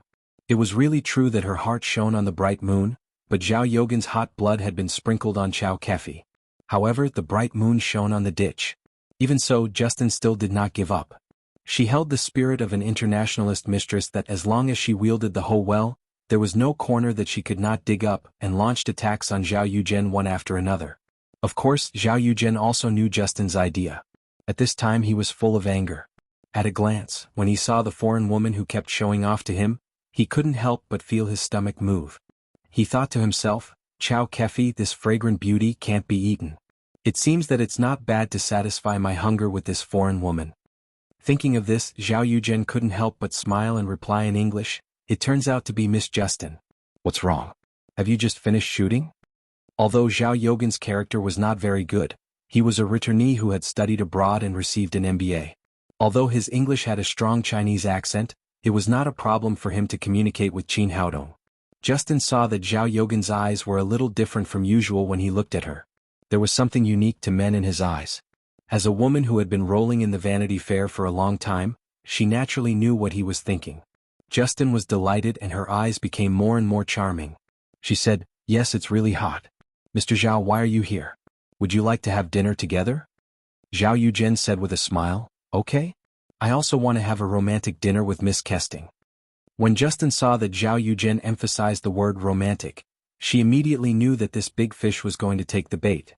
She was overjoyed and said with a flattered face, "Oh my God, this is the best news I've heard since I came to China. It's my honor to have dinner with such an elegant man like you." After hearing this compliment, Zhao Yuzhen suddenly felt elated. The anger he had suffered from Li Jiandong, Chao Kefi, and Lu Feier seemed to disappear in an instant. He pretended to be modest proudly and said, "Don't mention it. It's also my honor to have dinner with such a beautiful and intellectual lady like you." After the two people who had their own evil intentions and were thinking of each other, pretended to be polite to each other, and rushed to a nearby French restaurant as if they were a couple. After sitting down, it didn't take long for them to exchange pleasantries before Justin started talking non-stop. She kept complaining about her miserable experience in China and her rough fate. She kept crying along the way looking very pitiful. Zhao Yuzhen listened patiently and pretended to comfort her. But when he heard what Justin said, he suddenly pricked up his ears and quickly asked, "What did you just say?" Justin wiped the tears from the corners of her eyes with a silk handkerchief and raised her head in a daze. "Which sentence?" Zhao Yuzhen leaned forward slightly and said with a serious face, "You said you don't want to do it anymore?" Justin immediately complained again, "Yes, I'm a Hollywood actor. How can I act in such a low-class TV series in such a place? Although I'm the protagonist, I have so few scenes. This crew is really rubbish. From the producer to the director, for God's sake, it's a compliment for me to say that they are rubbish. They are simply useless. If you hadn't appeared in time like a savior, the crew would have even fallen apart." Zhao Yogan's heart skipped a beat. He slowly leaned back on the chair, and a malicious smile appeared on the corner of his mouth. He couldn't help turning his head to look in the direction of the Xan Hotel. His eyes were cold as he smiled. "Humph, Chao Kefi, Lu Feier, and Li Jiandong, you don't make me feel better, so I won't make you feel better." Chapter 652. Just as Zhao Yuzhen was about to play dirty tricks, Chao Kefi had already woken up. The beautiful woman groaned, her eyelashes trembling slightly. She opened her eyes and asked, "Where am I? Sister Chao, are you awake?" Lu Feier was overjoyed. She rushed to the bedside and stared at Chao Kefi with wide eyes. Chao Kefi looked at Lu Feier and tried to sit up with her hands. She forced a smile on her face and said, "It's you? What's wrong with me?" Lu Feier quickly helped her up and said quickly, "Oh, Sister Chao, you fainted when you were taking a bath. It was so dangerous. I thought you had a heart attack." Chao Kefi said blankly, I had a heart attack again? No way, I took my medicine today." While she was talking, she heard a familiar boy's voice coming from beside her. "You didn't faint because of a heart attack." Chao Kefi turned her head and saw Li Yundong standing not far from the edge of the bed, his eyes fixed on her. Chao Kefi was surprised and happy. "What are you doing here?" Before Li Yundong could speak, Lu Feier said with a smile, "Sister Chao, if it weren't for Li Yundong, you would be in danger again. He saved you once again." "Hey, Sister Chao, you didn't see that Li Yundong almost demolished this building to save you. The hotel manager on duty came to apologize to us and asked us to change rooms. It was so funny. Hey, Sister Chao, I'm talking to you, Sister Chao." At first, Chao Kefi was still listening to Lu Feier, but gradually her attention was focused on the boy in front of her. She suddenly had a feeling that every time she was in trouble or danger, the boy would appear. He was like a cloud, floating in the distant sky. At the beginning he could still touch him, but slowly he floated higher and higher, becoming more and more untouchable. Chao Kefi saw the concern, worry, and even a trace of hidden vigilance in Li Yundong's eyes, especially when she saw him standing 2 steps away from the bed and not approaching. Although she didn't know why Li Yundong was guarding against her, Chao Kefi, who was good at observing people's words and expressions, felt her heart ache. The joy of seeing Li Yundong couldn't help but dilute a lot. She reluctantly smiled at Li Yundong and said, I'm sorry to have caused you trouble again. Li Yundong shook his head and said with a smile, don't mention it. Lu Fei raised her head and suddenly asked curiously, by the way Li Yundong, I haven't asked you yet. Why are you here? Li Yundong chuckled. I can predict the future. I felt that something bad might happen to President Chao, so I rushed here. Lu Fei covered her mouth and exclaimed, is it that exaggerated? Are you really a half-immortal? Chao Kefi looked at Li Yundong with a complicated look in her eyes and said faintly, he is not a half-immortal. He is obviously a full immortal, a transcendent immortal. When he is in a good mood he will come down to the world to meet us mortals. When he is in a bad mood he will be free and unfettered. Lu Fei could hear the strong resentment in Chao Kefi's tone. She secretly stuck out her tongue and didn't dare to answer. Instead, she looked at Li Yundong with some schadenfreude, wanting to see how he would deal with it. Li Yundong smiled bitterly. He didn't answer Chao Kefi's words. Instead, he changed the topic and asked, how are you feeling now? What's wrong with you? Seeing that Li Yundong didn't answer her, Chao Kefi felt even more bitter in her heart. She couldn't help but say angrily, I'm fine. Go back to your immortal world. The human world is very dangerous. It's not safe for you to stay here.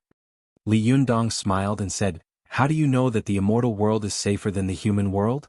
Chao Kefi glared at Li Yundong and said, if that's not the case, why are you so far away from me? Can I eat you? From the moment Chao Kefi woke up, Li Yundong had been carefully observing her.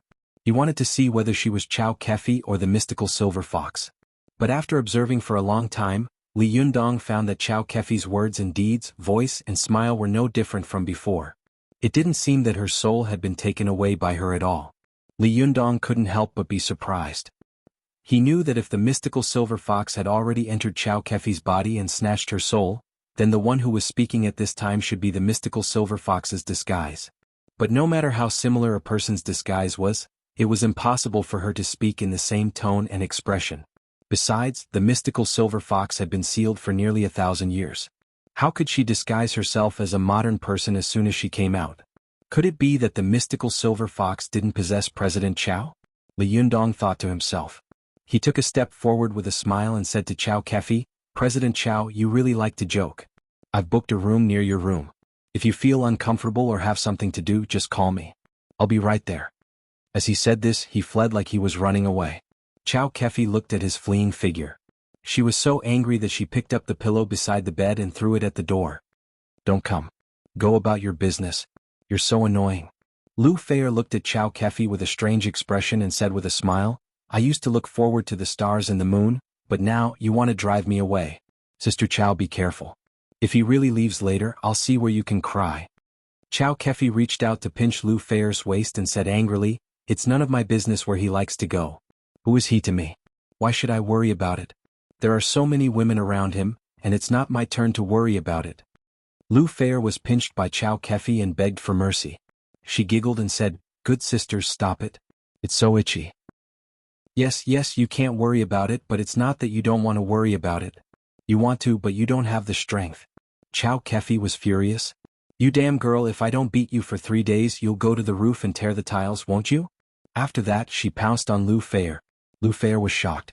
She quickly raised her hands and shouted with a smile, Sister Chao, you've just recovered from a serious illness. Be careful of your body. Don't make trouble. Chao Kefi stopped and glared at Lu Fei. What do you mean by just recovering from a serious illness? I don't think I'm sick. On the contrary, I think I'm in good health. I've never been so good. Lu Fei knew that Chao Kefi's 9-in white bone claw was powerful, and she also knew that she couldn't do strenuous exercise, let alone get emotional, so she didn't dare to provoke her again. She said carefully, Sister Chao, don't force yourself. If you really feel uncomfortable, tell me quickly while your little enemy is still here. Otherwise, when our crew finishes filming, he will really disappear again. Chao Kefi said casually, Humph, who cares about him? He has no conscience. He treats me as. But soon Chao Kefi came to her senses. Her eyes widened and she said, What? What do you mean by, when our crew finishes filming, he will disappear again? Lu Fei said with a proud look, Hey Sister Chao, you don't know, do you? When you were in a coma, Zhao Yuzhen came again. As a result, this guy was scared away as soon as he saw Li Jiandong. I saw that your little enemy was more useful than a door god, so I asked him to come to our crew to help us block this kind of evil spirit. Ah, am I very smart? When Chow Kefi heard this, she couldn't help but be overjoyed. But as soon as she raised her eyebrows, her face immediately fell again. She said in a hypocritical manner, "Humph, what's there to block? You always playing these useless little tricks. Are you going to pay for the hiring fee or me? The crew is so short of funds now. Where can I find the money?"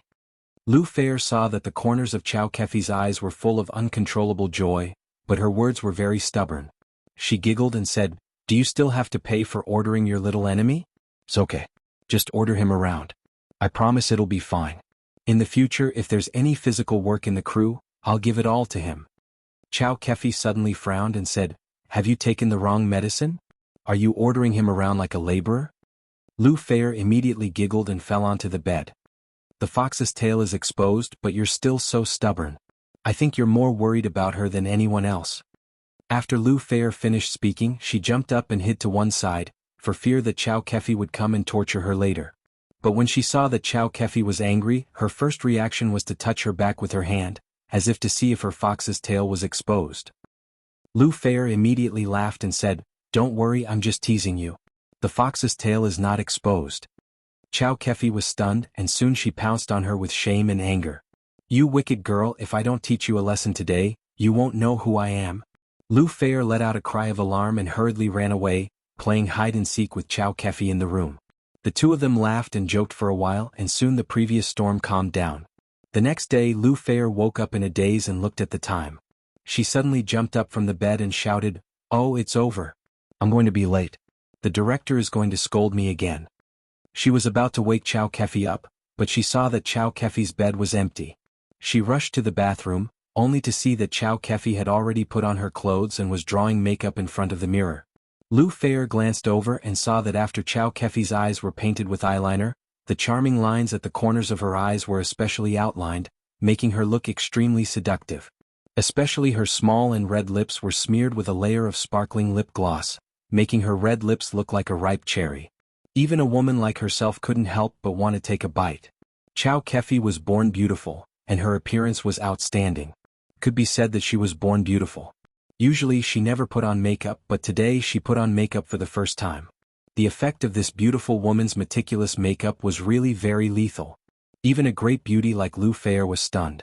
She saw that Chow Kefi's skin was white and rosy, and there was a healthy ruddiness in her delicate snow-white skin, which was completely different from the sickly white skin in the past.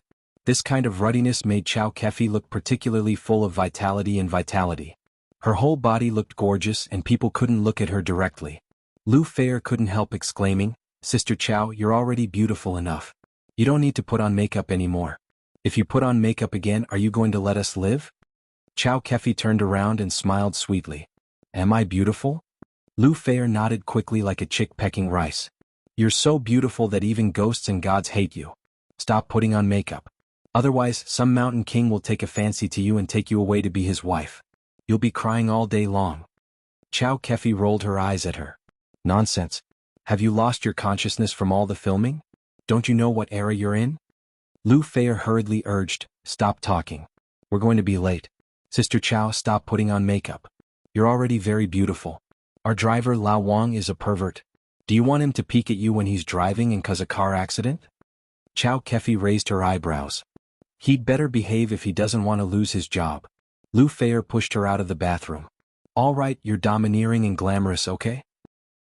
Get out of the way. I still have to wash up." After a chaotic struggle for a while, they hurried downstairs. As soon as they got downstairs, Chow Kefi suddenly thought of something. "Oh, I'm afraid Li Yundong doesn't know what time we're going out, does he? No, I have to go back and tell him." Lu Fair was well aware of this. She giggled and said, "Didn't you want to drive him away yesterday? He left last night as you wish." Chow Kefi's face turned pale. "What?" Lu Fair saw Chow Kefi's face change dramatically. She was afraid that Chow Kefi would have another heart attack, so she quickly pointed to the door of the hotel and said, "I lied to you. He arrived a long time ago." Chow Kefi looked over and saw Li Yundong and her company Xiaoyu standing at the door, talking softly about something. Chow Kefi's heart finally fell back into her stomach. She angrily glared at Lu Fair and said, "You wicked girl, I'll remember this." Chow Kefi walked out of the elevator. Her amazing beauty immediately attracted the attention of almost everyone in the hall.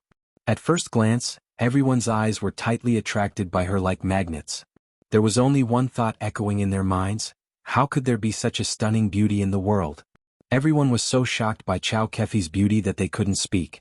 For a moment the hall was silent. Li Yundong, who was at the door, saw that the hall behind him was suddenly so quiet that one could hear a pin drop. He turned around in surprise, but he was also stunned. Even though Li Yundong was used to seeing stunning beauties like Su Chan, Zi Yuan, and Zhou Qin, he was still shocked by Chow Kefi's breathtaking beauty. He watched Chow Kefi walk out of the hotel with his mouth agape. The reincarnated Wisdom King, who had beaten the #1 master of Japan and made him vomit blood and faint, was shocked by a beautiful woman who was so weak that he lost his ability to think in an instant. When Chow Kefi walked up to him and smiled at him with a sweet smile, Li Yundong's soul returned to his body. He looked at Chow Kefi in surprise. Just as he was about to speak, he saw Chow Kefi snorting at him like a child throwing a tantrum.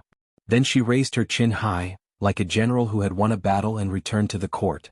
She got into the van that had been waiting at the door for a long time. Li Yundong looked at Lu Feier in confusion, pointed at Chow Kefi and said, "What's wrong with her?" Lu Feier pursed her lips and said with a smile, "Why don't you ask her yourself?" As she spoke, she also got into the car. Li Yundong looked at Xiaoyu strangely. "What's wrong with her?" Xiaoyu also shrugged her shoulders with a strange expression. "I don't know." Li Yundong didn't know why. He shook his head and followed her into the van. Fortunately, the compartment of the car was quite spacious, and it was not crowded for 4 people to get in. Along the way, Chow Kefi deliberately didn't look at Li Yundong, pretending to be a lady.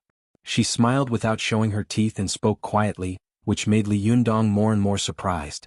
But when they were about to reach their destination, Chow Kefi suddenly received a phone call. At first, she could still answer the phone very quietly, but after saying a few words, her tone suddenly rose 2 octaves, and she said with surprise and anger, "What? Say it again." Li Yundong looked at Chow Kefi curiously, only to see that after hanging up the phone, her face was gloomy and her eyebrows were twisted together angrily.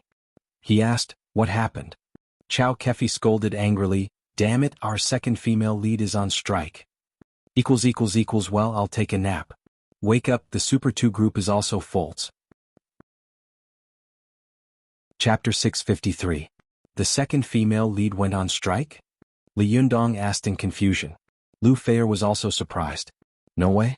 Is Keston crazy? She has no money and she's still on strike? Isn't she afraid that we'll ask for compensation?" Chow Kefi said angrily, "How would I know? The director said that Justin was very uncooperative today. She was picky here and there. The director said a few words to her and she put down the burden and said she quit." Lu Feier's eyes widened. Where did she get the confidence to say such a thing? Doesn't she want to stay in the China film and television circle? It's a big taboo to break the contract halfway. Who would dare to look for her in the future? Chow Kefi snorted coldly. Who knows what she's thinking? Li Yundong asked curiously, "Don't you have any backup actors?" Chow Kefi wanted to cry but had no tears. "Do you think it's football or basketball? It's possible to find a backup during the early stage of a movie, but this is a TV series and it's already started. Where can there be a backup?" Although Justin has a bad temper, her requirements are still very in line with the requirements of the TV series. Moreover, her image and temperament are also very good, and her acting skills are also good. Even if she wants to find another actor, there's no place to find one. Lu Feier comforted her. "Sister Chow, don't worry. You can call her quickly. Maybe there's still room for negotiation." Chow Kefi didn't say much. She picked up her mobile phone and dialed Justin's number. But as soon as she dialed, the other side of the phone said, "Sorry, the number you dialed is turned off." Chow Kefi was furious. It seems that she has really made up her mind. Li Yundong didn't know the whole thing at all, but seeing that Chow Kefi was so angry, he advised, "Anger hurts the liver. President Chow, pay attention to your health. Don't worry. Can a living person die from holding his urine?" Lu Feier also said, Yes, Sister Chow, pay attention to your image." Only then did Chow Kefi realize that she had lost her composure. She forced a smile at Li Yundong, then turned her face and looked out of the window. Her eyebrows were full of gloom and worry. At this time, Xiaoyu whispered to Li Yundong, "President Chow is in trouble this time." Li Yundong asked, "What do you mean?" Xiaoyu said softly, "Mr. Chow, not only is the company's capital chain broken, but the operation of the crew is also in a deadlock in the early stage. Although Mr. Chow relied on Mr. Zhao's investment to revive the crew, Mr. Zhao is very cunning. He always gives money little by little as if he wants to control Mr. Chow. The crew will come to a standstill at any time. I think Justin might have seen this situation and wanted to threaten President Chow with a strike in order to raise his salary. Li Yundong asked again, Mr. Chow can't pay me more? Xiaoyu shook her head. Not to mention a higher salary, she might not even be able to afford it now. Every time she shoots a film, she almost begs her grandfather to sue the government. It's fine if she earns money, but if the film loses money, she will be miserable. This time, Justin's strike will definitely extend the shooting period. The shooting period will also affect the time and effect of the movie to be released to the market. It will also increase the cost. The other investors will definitely be even more unhappy. When the time comes, there will be internal and external troubles. As she spoke, Xiaoyu shook her head with an expression of disbelief. Li Yundong pondered for a while, then turned to Chow Kefi and asked, What are the requirements for the second female lead in this film? Chow Kefi turned her face and said without hesitation, This TV series is about exotic love. The second female lead is a foreign woman. She has to be beautiful and have an outstanding temperament. It's best to have the feeling of a lady from a noble family, reserved and sunny. In fact, the acting skills of this role are secondary, but the temperament and feeling are very important. We have tried many foreign actresses, but none of them have this kind of feeling. Although Justin's character is very bad, her acting skills are very solid. She looks like whatever she plays, so she was chosen at the beginning. After hearing this, Li Yundong pondered for a moment and nodded. I see. I'll meet this Justin later. Chow Kefi looked at Li Yundong and asked tentatively, Do you have a way? Li Yundong smiled slightly. Let's give it a try. Maybe it will work. Chow Kefi's heart skipped a beat. She had seen all kinds of incredible abilities of this boy, but she didn't dare to imagine that Li Yundong could help her settle such a trivial matter. Seeing the joy on Chow Kefi's face, Li Yundong said with a smile, Don't be happy too early. I'm just trying. I may not succeed. The smile on Chow Kefi's face became much more sincere and peaceful. She said with a smile, I'm very happy that you're willing to help. It doesn't matter whether it succeeds or not. You're right. There must be a way. There must be a way. Lu Fair also turned her face and said to Li Yundong with a smile, If you can settle this matter, I'll make you my idol. How about it? Li Yundong chuckled, cupped his hands and said, I don't dare. If I don't dare, won't your fans kill me? Lu Fair giggled and said, It's not easy to be my idol. Think about it yourself. Li Yundong smiled and didn't answer her again. After driving for about 10 minutes, they arrived at the seaside studio. As soon as they entered the set, Li Yundong saw a short man talking to a woman with brown hair and blue eyes. As soon as the man saw Chow Kefi, he immediately came up to her and complained, President Chow, you're finally here? Go and talk to her yourself. I can't communicate with her. Chow Kefi glanced at Justin, who was smoking a cigarette in a seductive manner not far away. She nodded and said, Director Song, let me persuade her and see what she wants to do. As she spoke, she went up to him. Director Song looked at her figure and was a little stunned for a moment. He looked at Li Yundong next to him and was slightly stunned. He asked Lu Fair, Who is this? Lu Fair said with a smile, This is President Chow's friend. Director Song said with a displeased expression, Don't you know the rules? Irrelevant people are not allowed to enter the studio. Lu Fair said disapprovingly, He's not an irrelevant person. He's very powerful. He's here to help us. Director Song had obviously been holding back his anger these days. He sneered at an inappropriate time and said, Well, I'd like to see how he can help us. Li Yundong heard these words, but he was not angry. He just glanced at Director Song faintly, and then his eyes fell on Chow Kefi. He saw that Chow Kefi was talking to Justin in a low voice. Her humble appearance was like a little wife who had seen her evil parents-in-law. She was only short of pouring tea and apologizing. It made people think that Justin was the boss of the crew, not Chow Kefi. At first, Justin talked to Chow Kefi without saying a word.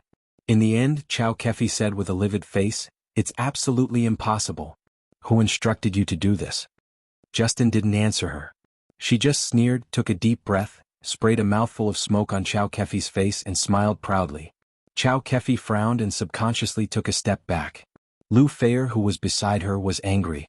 She rushed up and said loudly in English, Pay attention to your attitude. Justin looked at her contemptuously and replied tit for tat, Pay attention to your words, little girl.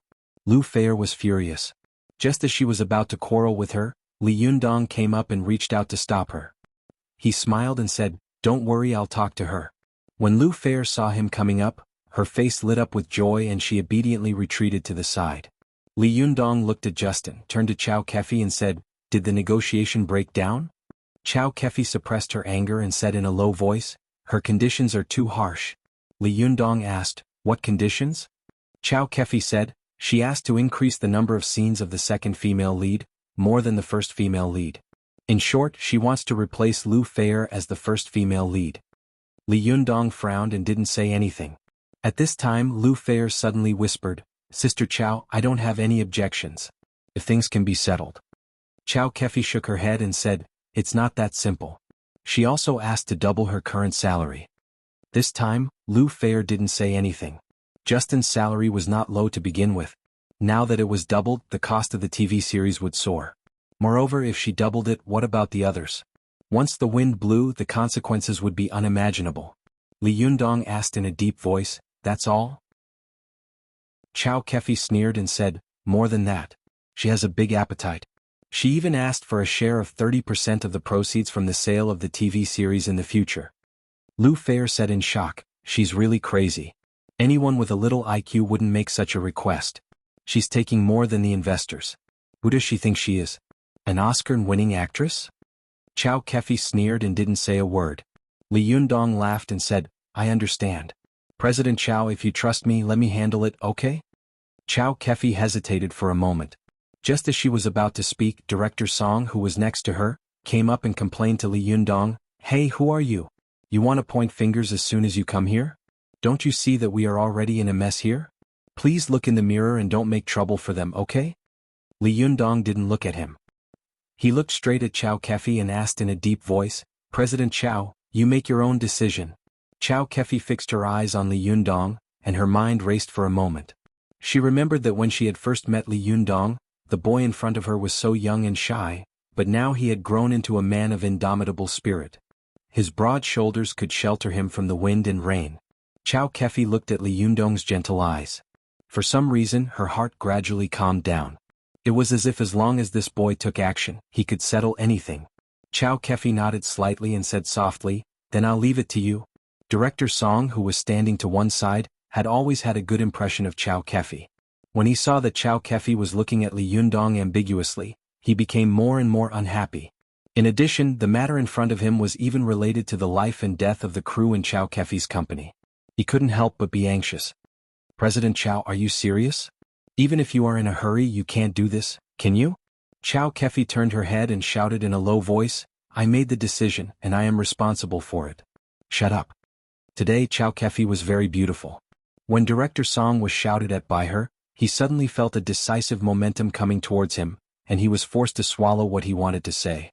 After getting Chow Kefi's approval, Li Yundong turned to Lu Fair and said with a smile, "Help me translate."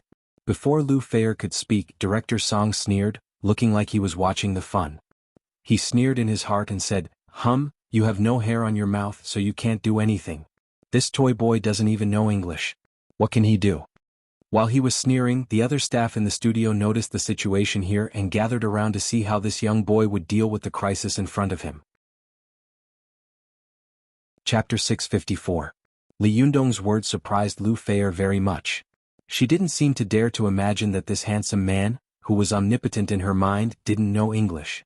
Lu Fair looked at Li Yundong curiously. "You don't speak English?"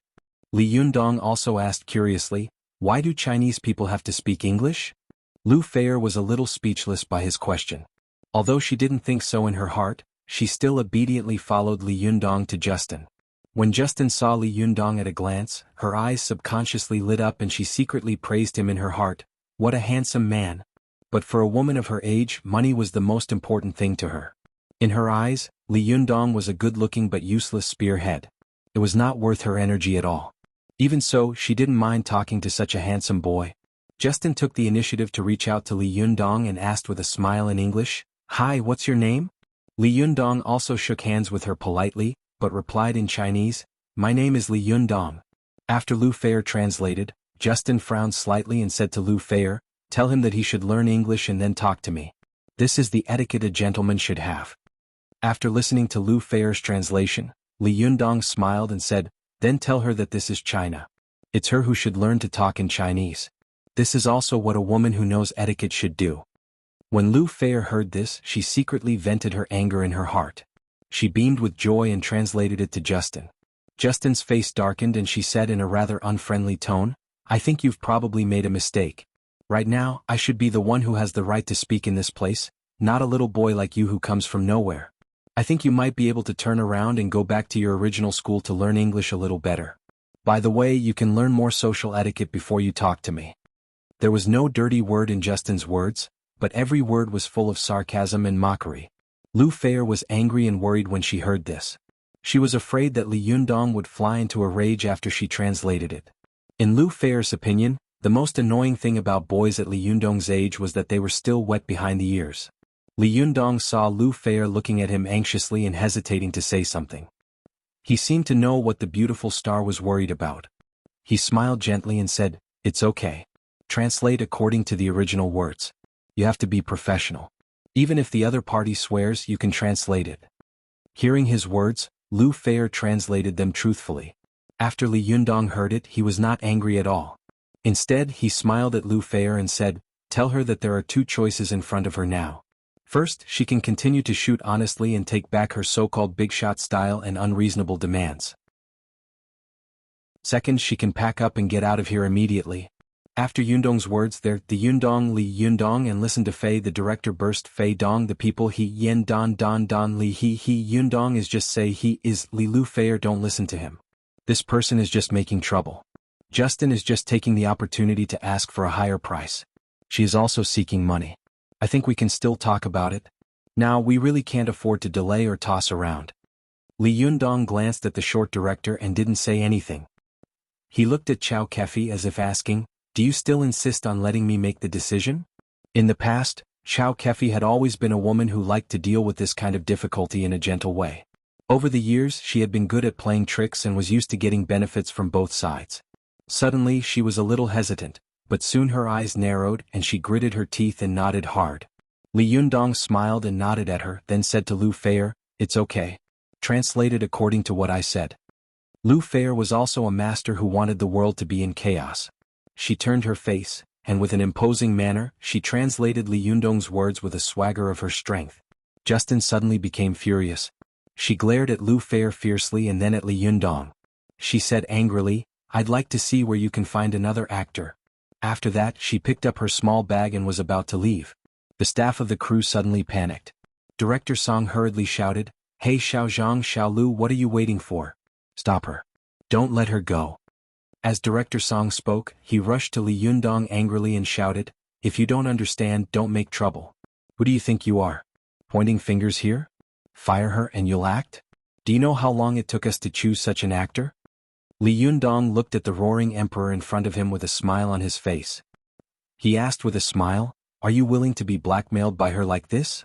If she is satisfied, others will follow suit and make trouble? Greed is hard to fill. How much money can you have to fill it? How many plays did she shoot before? Just scrap it and reshoot it. At worst, I'll help you pay for it." These days, whoever had milk was a mother. As soon as he heard that Li Yundong was willing to pay for it, Director Song's voice suddenly lowered.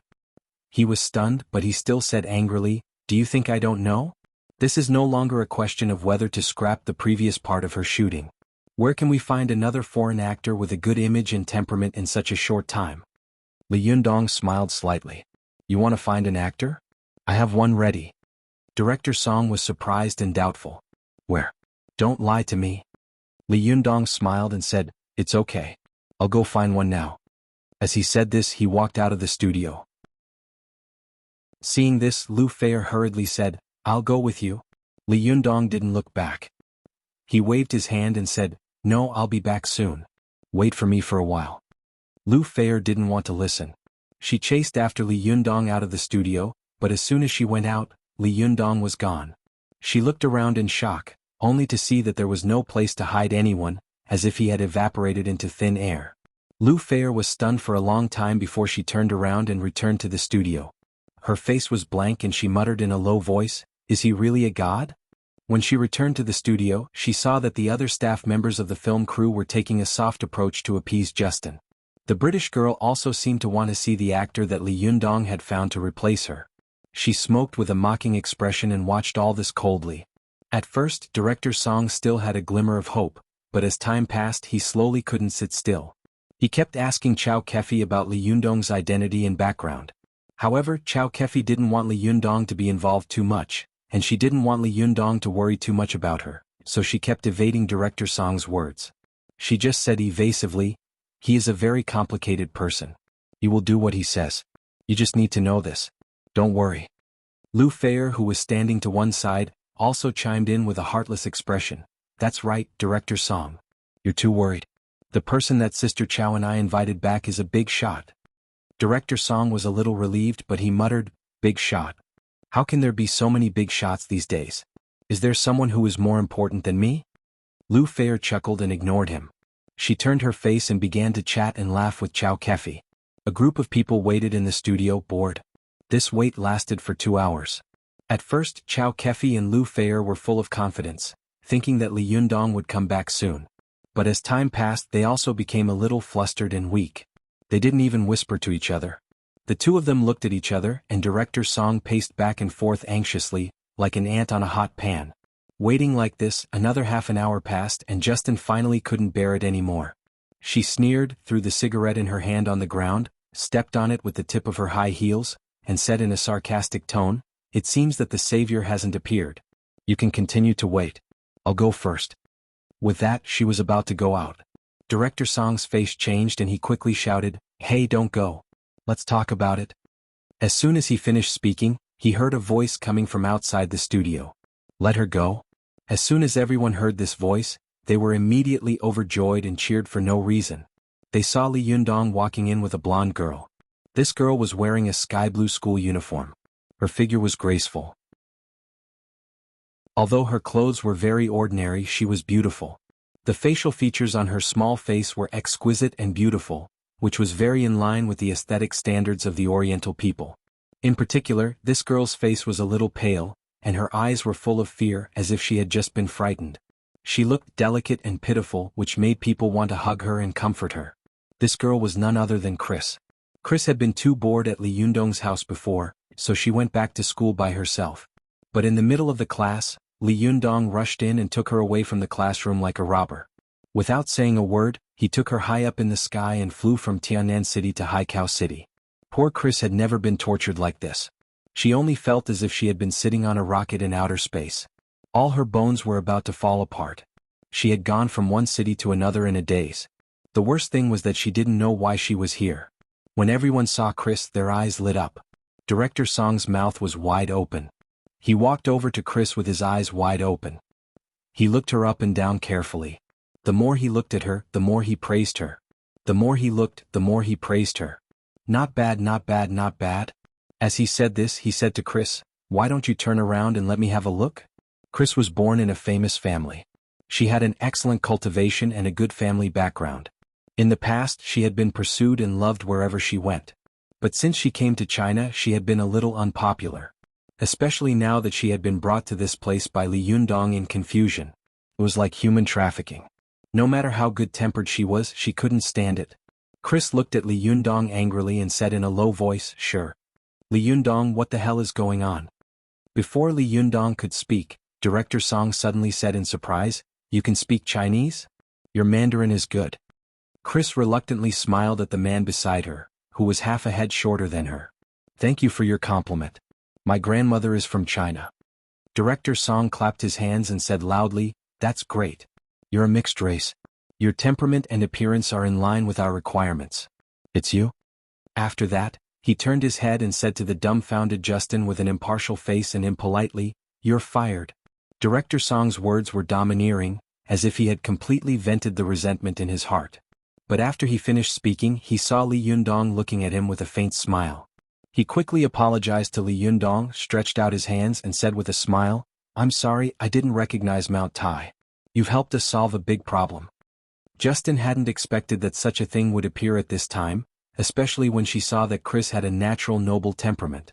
At first glance, she could tell that she was from a famous family. Moreover, she was young and beautiful. Compared with her, it was like heaven and earth. She said in shock and anger, "You can't fire me. You don't have the right and power."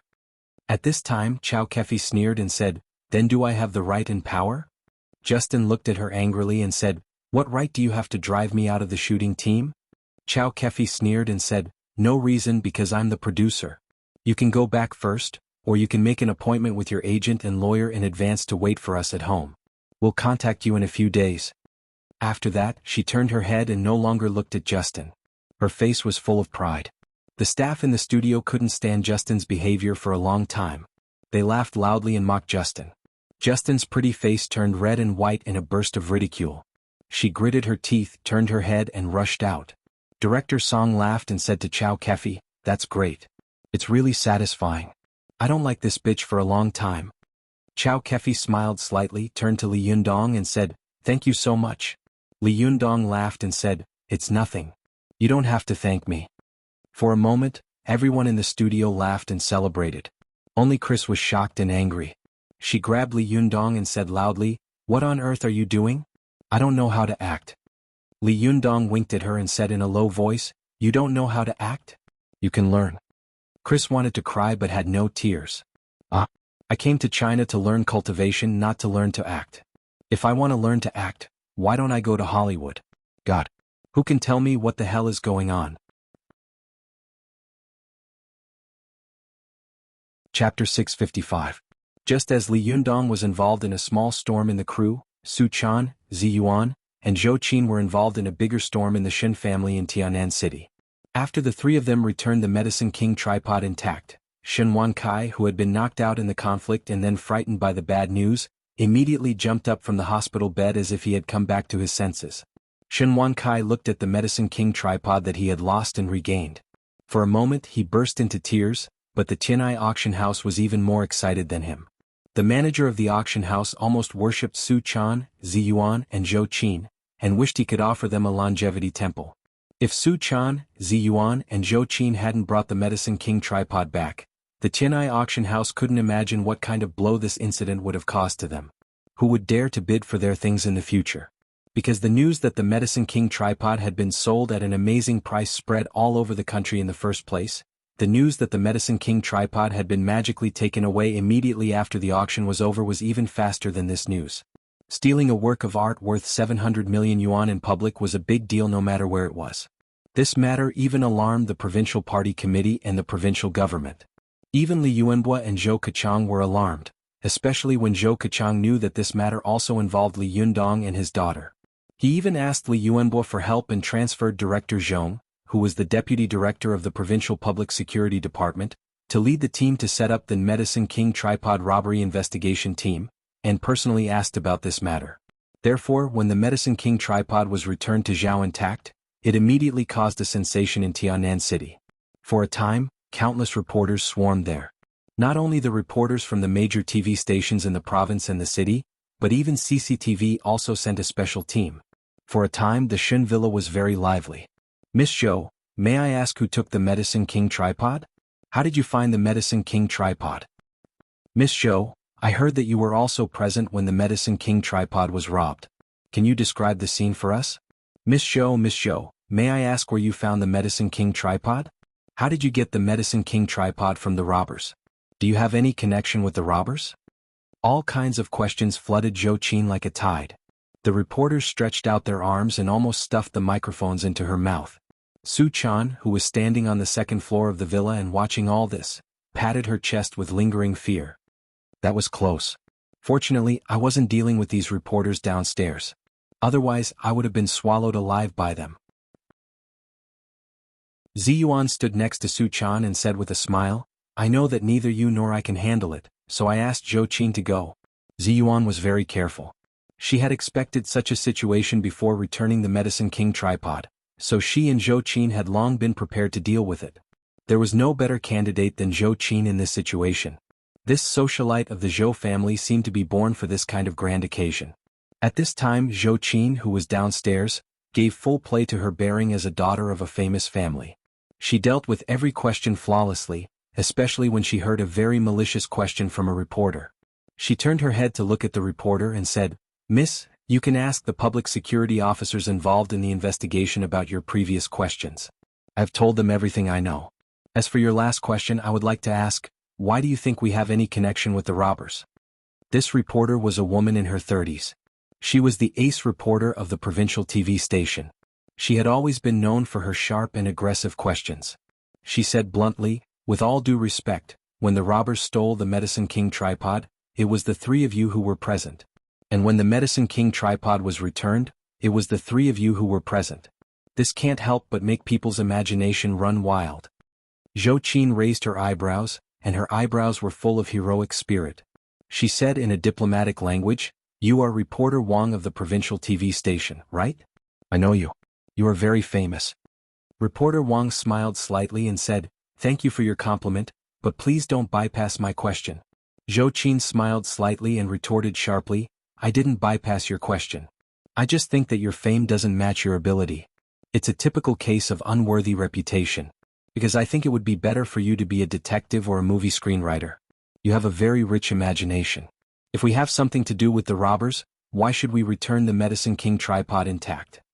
Colleagues were enemies. When the reporters around saw the ace reporter of the provincial capital being defeated, they immediately let out a low roar of laughter. Reporter Wang was slightly annoyed, but she quickly said, "Isn't it? The whole thing looks like a self-directed farce, or is it just a publicity stunt?"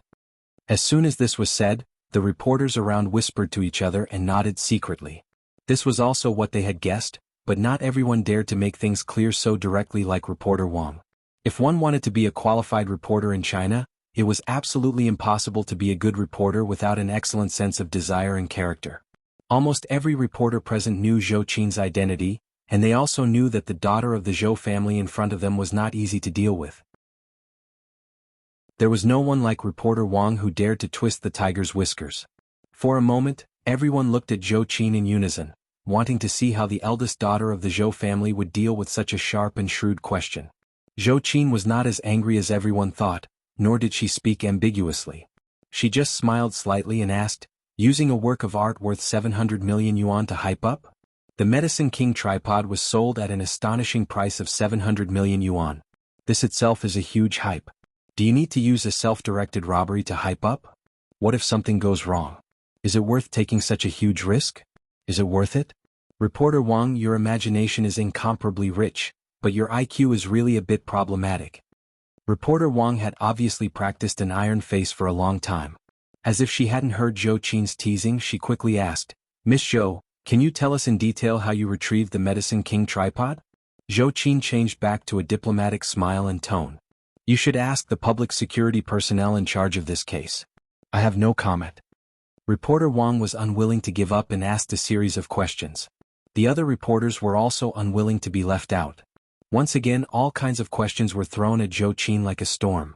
While Zhou Qin was dealing with them one by one, several young men suddenly squeezed into the crowd. The young man in the lead grabbed Zhou Qin and walked out without saying anything. Su Chan quickly grabbed Ziyuan's arm and said, "Sister Ziyuan, has Sister Zhou Qin been taken away? Should we save her?" Ziyuan shook her head and said, "Don't be silly. With Zhou Qin's current strength, if she doesn't want to go, who can take her away? This must be an acquaintance of Zhou Qin's." Only then did Su Chan feel relieved. She suddenly smiled and said, "Yes, Sister Ziyuan, you are so smart."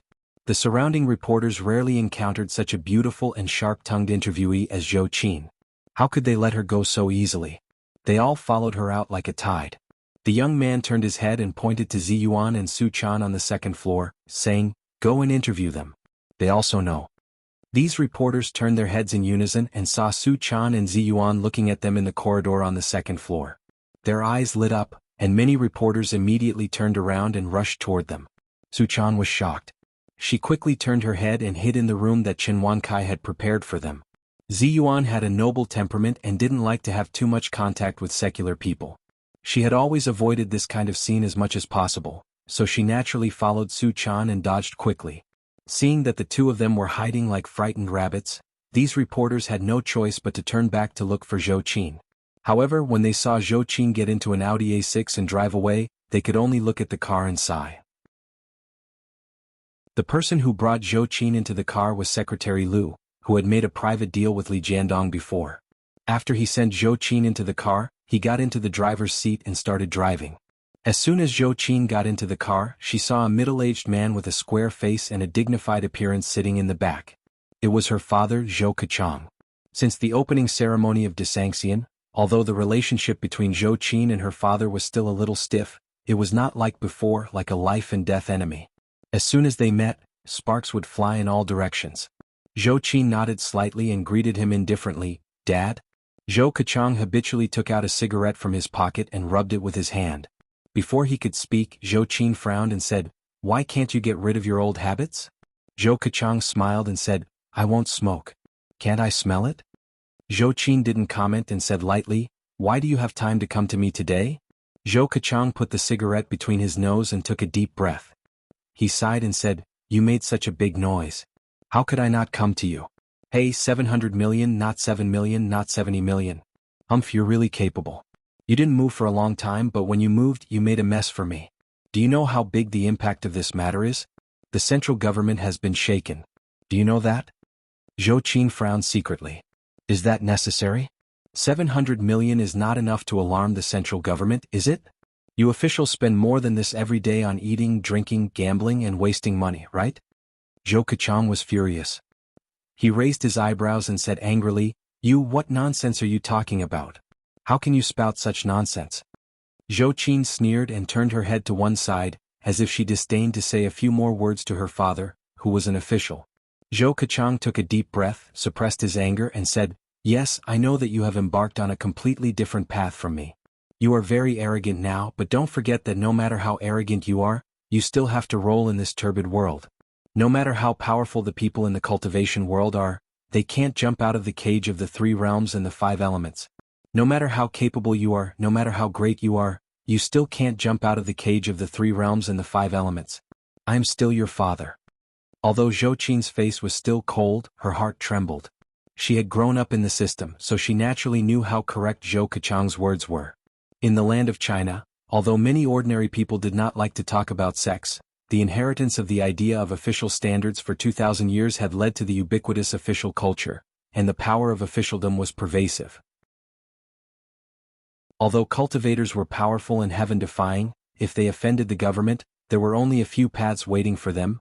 They would be surrounded and suppressed by the government with the strength of the whole country, or they would be exiled abroad, or they would hide in the mountains and forests, or they would be destroyed, or they would directly ascend to become immortals and jump out of the cage. Apart from that, there was no other way. This was something that both Buddhist and Taoist cultivation sects had been proven countless times in the long history of China's 2,000 years of feudalism. During the Wei, Jin, and Southern and Northern dynasties, Emperor Taiwu of the Northern Wei dynasty and Emperor Wuzong of the Tang dynasty had launched a large-scale campaign to destroy Buddhism. At that time, the Buddhist cultivation sects occupied the absolute advantage in the cultivation world, but as soon as the imperial court gave the order, Buddhism was immediately swept away. All the major sects withered like fallen leaves in late autumn, which was tragic. When Zhou Qin was reading the history of the cultivation world, she clearly remembered that during the Wei, Jin, and Southern and Northern dynasties, Emperor Wu of the Northern Zhou dynasty had done something even more heinous. He had destroyed Buddhism twice and Taoism once, and the reason for destroying Taoism was simply incredible. During the Southern and Northern dynasties, although Emperor Wu of the Northern Zhou dynasty was a barbarian himself, he claimed that he was close to the Han and distant from the Hu. Buddhism was a foreign religion and also belonged to the Hu. In order to prove that he was close to the Han, Emperor Wu of the Northern Zhou dynasty declared that he was a devout Taoist believer and wanted to suppress Buddhism. However, it was impossible to suppress Buddhism by force, so Emperor Wu of the Northern Zhou dynasty organized a large-scale debate and a private battle with great fanfare. However, because the Buddhist cultivation sects had an absolute advantage in the cultivation world at that time, the Taoist cultivators suffered a crushing defeat in both the debate and the battle. Emperor Wu of the Northern Zhou dynasty, who believed in Taoism, was furious. He hated the rampant power of Buddhism and the Taoist cultivation sects for not doing their best. So in a rage, he simply shed all pretenses and announced to the whole country, "I will destroy both Buddhism and Taoism." As a result, the Buddhist and Taoist cultivators who had been fighting fiercely were beaten by the imperial court until they cried for their parents. It was a tragic sight. This was the case in the ancient era of cold weapons, let alone the era of hot weapons. If a cultivator was careless, an ordinary person could also kill him. Since ancient times, people had not fought with officials and religious forces had not fought with imperial forces. This was a famous saying summed up by blood and tears. If the government really targeted them and decided to suppress them vigorously, the consequences would be unimaginable. Zhou Qin was secretly frightened. She turned her head and said to Zhou Keqiang with a serious face, "Does the higher-ups have any objections?" Zhou Keqiang snorted. "You also know how to be afraid. Aren't you the most fearless one?" Zhou Qin snorted coldly. "I'm afraid of implicating him." Zhou Keqiang said, "Hey, worry about yourself first. For a while, keep quiet. The higher-ups have already noticed you. Don't be listed and don't do anything out of line that can't be made up for. Otherwise, you can prepare to go abroad." Zhou Qin stopped talking. Her face was cold and she didn't say a word for a long time. Secretary Liu, who was driving, took Zhou Qin and Zhou Keqiang around, and then parked the car near the Shin family's villa. After Zhou Qin got out of the car, Zhou Keqiang said at the moment when she was about to close the door, "Remember what I said. Keep a low profile, otherwise you know the consequences." Zhou Qin didn't say anything and got out of the car with a sullen face. After she got out of the car, she glanced around and suddenly saw Zhou Ping and Zhang Ling of the Jingyi school not far away. Zhou Ping saw Zhou Qin and the others looking at her and then went into the villa. She turned her head and said to Zhang Ling, "Master, what should we do with the Medicine King tripod? Do we still have to fight for it?" Zhang Ling's eyes were fixed on the license plate number of Zhou Keqiang's car. She obviously recognized who the owner of the car was. This Shiji of the Jingyi school not only had a very high cultivation, but also had a very keen sense of smell. Her face was very ugly and after a long time she said, "Don't think about it. The Medicine King tripod has made a little too much noise. It's not suitable for us to intervene anymore." Zhou Ping's eyes widened. "Then are we just going to let the Medicine King tripod fall into Li Jiandong's hands?" Zhang Ling snorted coldly. "It doesn't matter. In a while, it will be the inauguration ceremony of the leader of the Linggong sect. At that time we will get back all of this." After that she smiled coldly, turned around and shouted coldly, "Let's wait and see.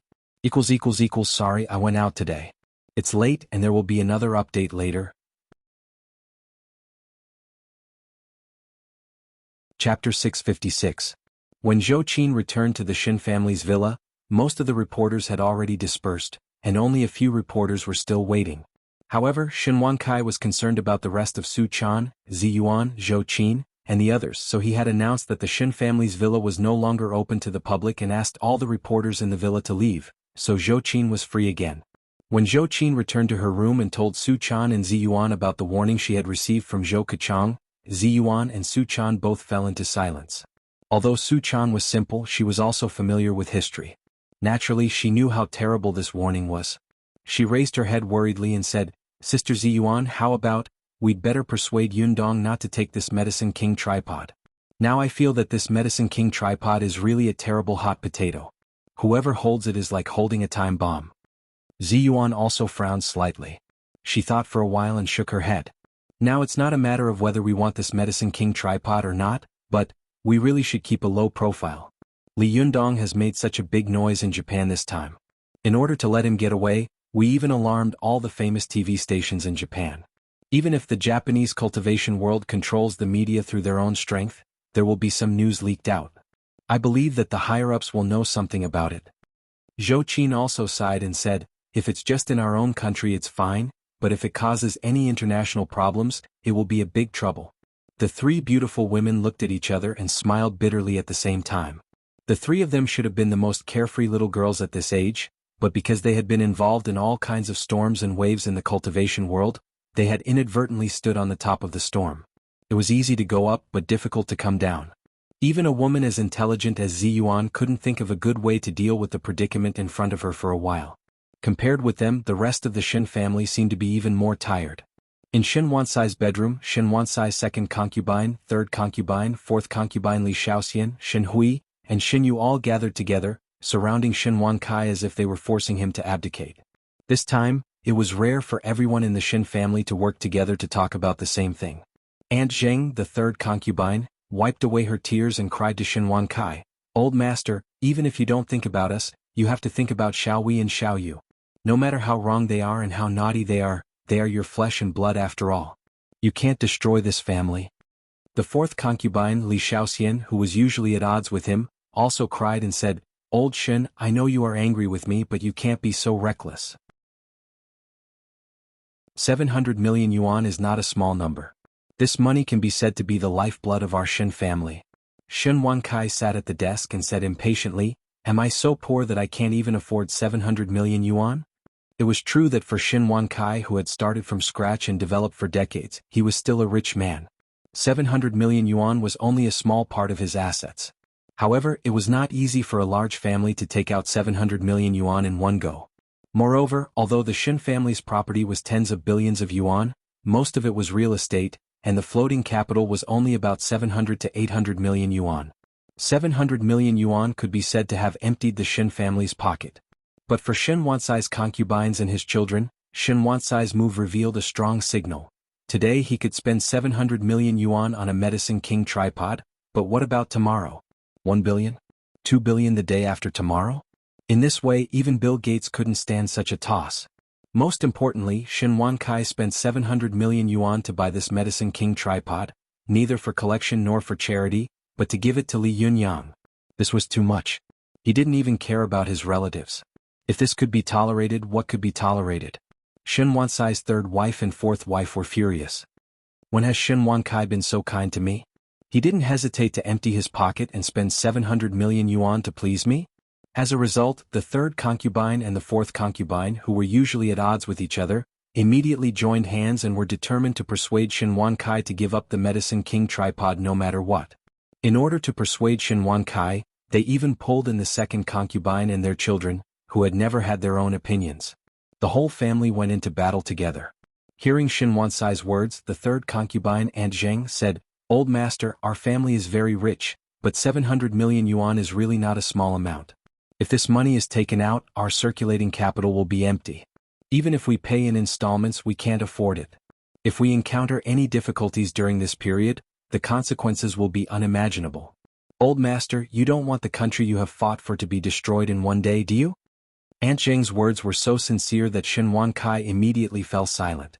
For Shin Wankai, he had doubted this more than once. Is it worth spending 700 million yuan to be apprenticed? Moreover, looking at Li Jiandong, he doesn't look like a master who can be apprenticed with 700 million yuan. Did I do wrong or right in this matter? Especially during the period when the Medicine King tripod was lost, Shin Wansai's heart was in turmoil. But now the Medicine King tripod had been lost and recovered. Although he was excited, he had to face the problem that he had thought about over and over again. Seeing that Shin Wankai was silent, Li Shaoxian also tried to persuade him. "Old Shin, I won't say anything else. Let's talk about our current situation. It's not that you don't know that it's easy to fight for the country, but difficult to defend it. Now how many people are looking at us and want to take advantage of our weakness to pounce on us and bite us? Old Shin, think about it. Who doesn't know the news of buying the Medicine King tripod? Our enemies have been looking forward to us buying this Medicine King tripod for a long time, so that they can take the opportunity to attack us when we are short of funds. How much our company's stock price has been suppressed in the past 2 days? You don't know, do you?" Shin Wansai's eyes narrowed. He raised his head and snorted coldly. "If they want to suppress me in this aspect, they are too naive." Aunt Zheng, the third elder, persuaded again, "Old master, you can't underestimate your opponents. Who knows if they have any huge funds hidden behind them?" As she spoke, she quietly pulled Shin Hui's hand and motioned for her to give him some advice. Shin Hui was clever and very good at observing people's expressions. She thought for a moment and said, "Old master, are you afraid that someone will say that you will go back on your word after bidding for the auction item? At that time your credibility will be ruined?" This sentence surprised Shin Wankai. He looked at Shin Hui in surprise. His favorite pearl in daily life really knew his mind best. What she said was one of Shin Wansai's concerns, and this concern was the most dignified one. Shin Hui's words made the people in the room light up in an instant. Li Shaoxian, the fourth elder, quickly said, Yes, Xiaohui is right. Old Shin, if you are worried about this, you can rest assured. You are not the first one to break the contract. What are you afraid of?" Aunt Jing also said, "That's right. The Medicine King tripod was not snatched from our hands. It was snatched from the hands of the auction house. Who knows if it was exchanged or not? This is not called breaking the contract. This is a matter of course. It's not our old master's fault, don't you think?" Li Shaoxian saw that Shin Wankai was silent, as if hesitating. She also saw that Shin Hui's previous words were quite popular, so she secretly stepped on Shin Yu's foot and said in a low voice, "You also say something. Don't poke here like a piece of wood." Xinyu seemed to wake up from a dream. He coughed dryly and said, "Dad, in fact, I don't care if you buy this Medicine King tripod. After all, it's your money. You can buy whatever you want, right? But I just can't figure it out. Why did you give it to this Li Yundong? What on earth is he capable of receiving such a heavy gift? Even if he saved your life, Dad, you don't have to do this, do you?" Shen Yu's words made the faces of Lao San and Lao Si change at the same time. Lao Si immediately stepped on Shen Yu's foot, indicating that he should stop talking. Lao San was furious in his heart. "Idiot, he's really a big idiot with a golden appearance but rotten inside. I still don't know what kind of character the old man has." Although Chen Wankai was headstrong and self-opinionated, he was an ambitious and decisive man. For such an important matter in front of him, he had his own decision. As a relative of him, all he could do was to understand the pros and cons and move him with emotion. With Chen Wansai's character, he would naturally make his own choice. But if anyone pointed fingers at what he had done and questioned it, he would definitely suffer the strongest backlash from him. Sure enough, Shen Wankai raised his head, but there was no angry expression on his face. Instead, he smiled gently and said, "Then tell me, why can't I spend 700 million yuan to buy the Medicine King tripod for this Li Yundong?" The third brother, Ant Zheng, and the fourth brother, Li Shaoxian, both felt bad in their hearts. They kept winking at Xinyu, but Xinyu didn't seem to see them. He said confidently, "Is there any need to say that? His surname is Li. He's an outsider. Dad, you can't spend 700 million yuan to please an outsider, can you? When did you spend so much money on me?" Shen Yu's words made everyone in the room turn pale and look at Shen Wankai in horror, except for himself and Shen Wankai. The fourth concubine quickly grabbed Shen Yu and said in a trembling voice, "Old Shen, you are as ignorant and talking nonsense. Don't take it to heart." However, Shen Wankai still stood up with a smile on his face. He patted Shen Yu on the shoulder and said to Li Shaoxian in a warm voice, "It's okay. Yu will grow up after all. It's rare for him to have his own ideas. Let him say it." Shen Yu was encouraged by Shen Wankai and his courage suddenly increased a lot. He said, "Dad, you're right. I'm not young anymore. When can you let me be the master of the family? When will I be able to satisfy my craving of 700 million yuan?" Shen Wankai couldn't help but raise his head and laugh. His abnormal behavior made Ant Zheng and Li Shaoxian more and more afraid, while Shen Hui quietly stayed away from Shen Yu. Shen Wankai patted Shen Yu on the shoulder and said with a smile, "Do you also want to have this addiction? Not bad, not bad. You have ambition and ideals, but... do you remember what your surname is?" Shen Yu also laughed with his father and said, "Dad, are you stupid? Of course my surname is Shen."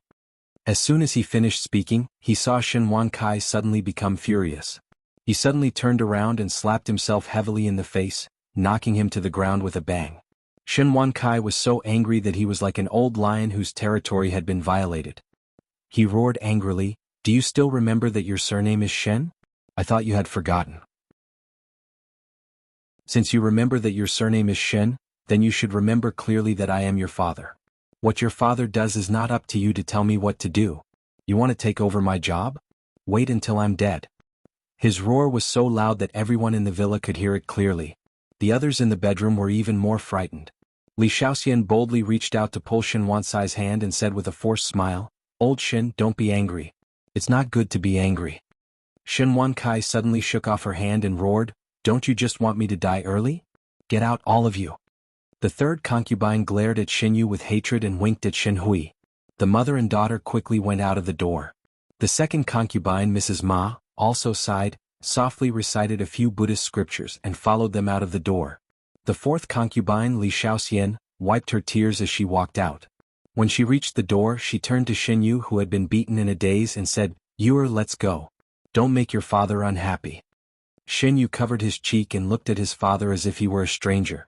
He suddenly got up and rushed out of the door like crazy. As soon as he rushed out of the door, he saw Su Chan, who had heard the noise not far away, looking at him curiously.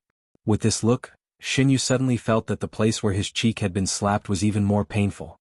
He instantly remembered the scene when he had pursued Su Chan in Shantang, Dongwu City. At that time he had been a rich young master. Wasn't it easy for him to pursue such a little girl?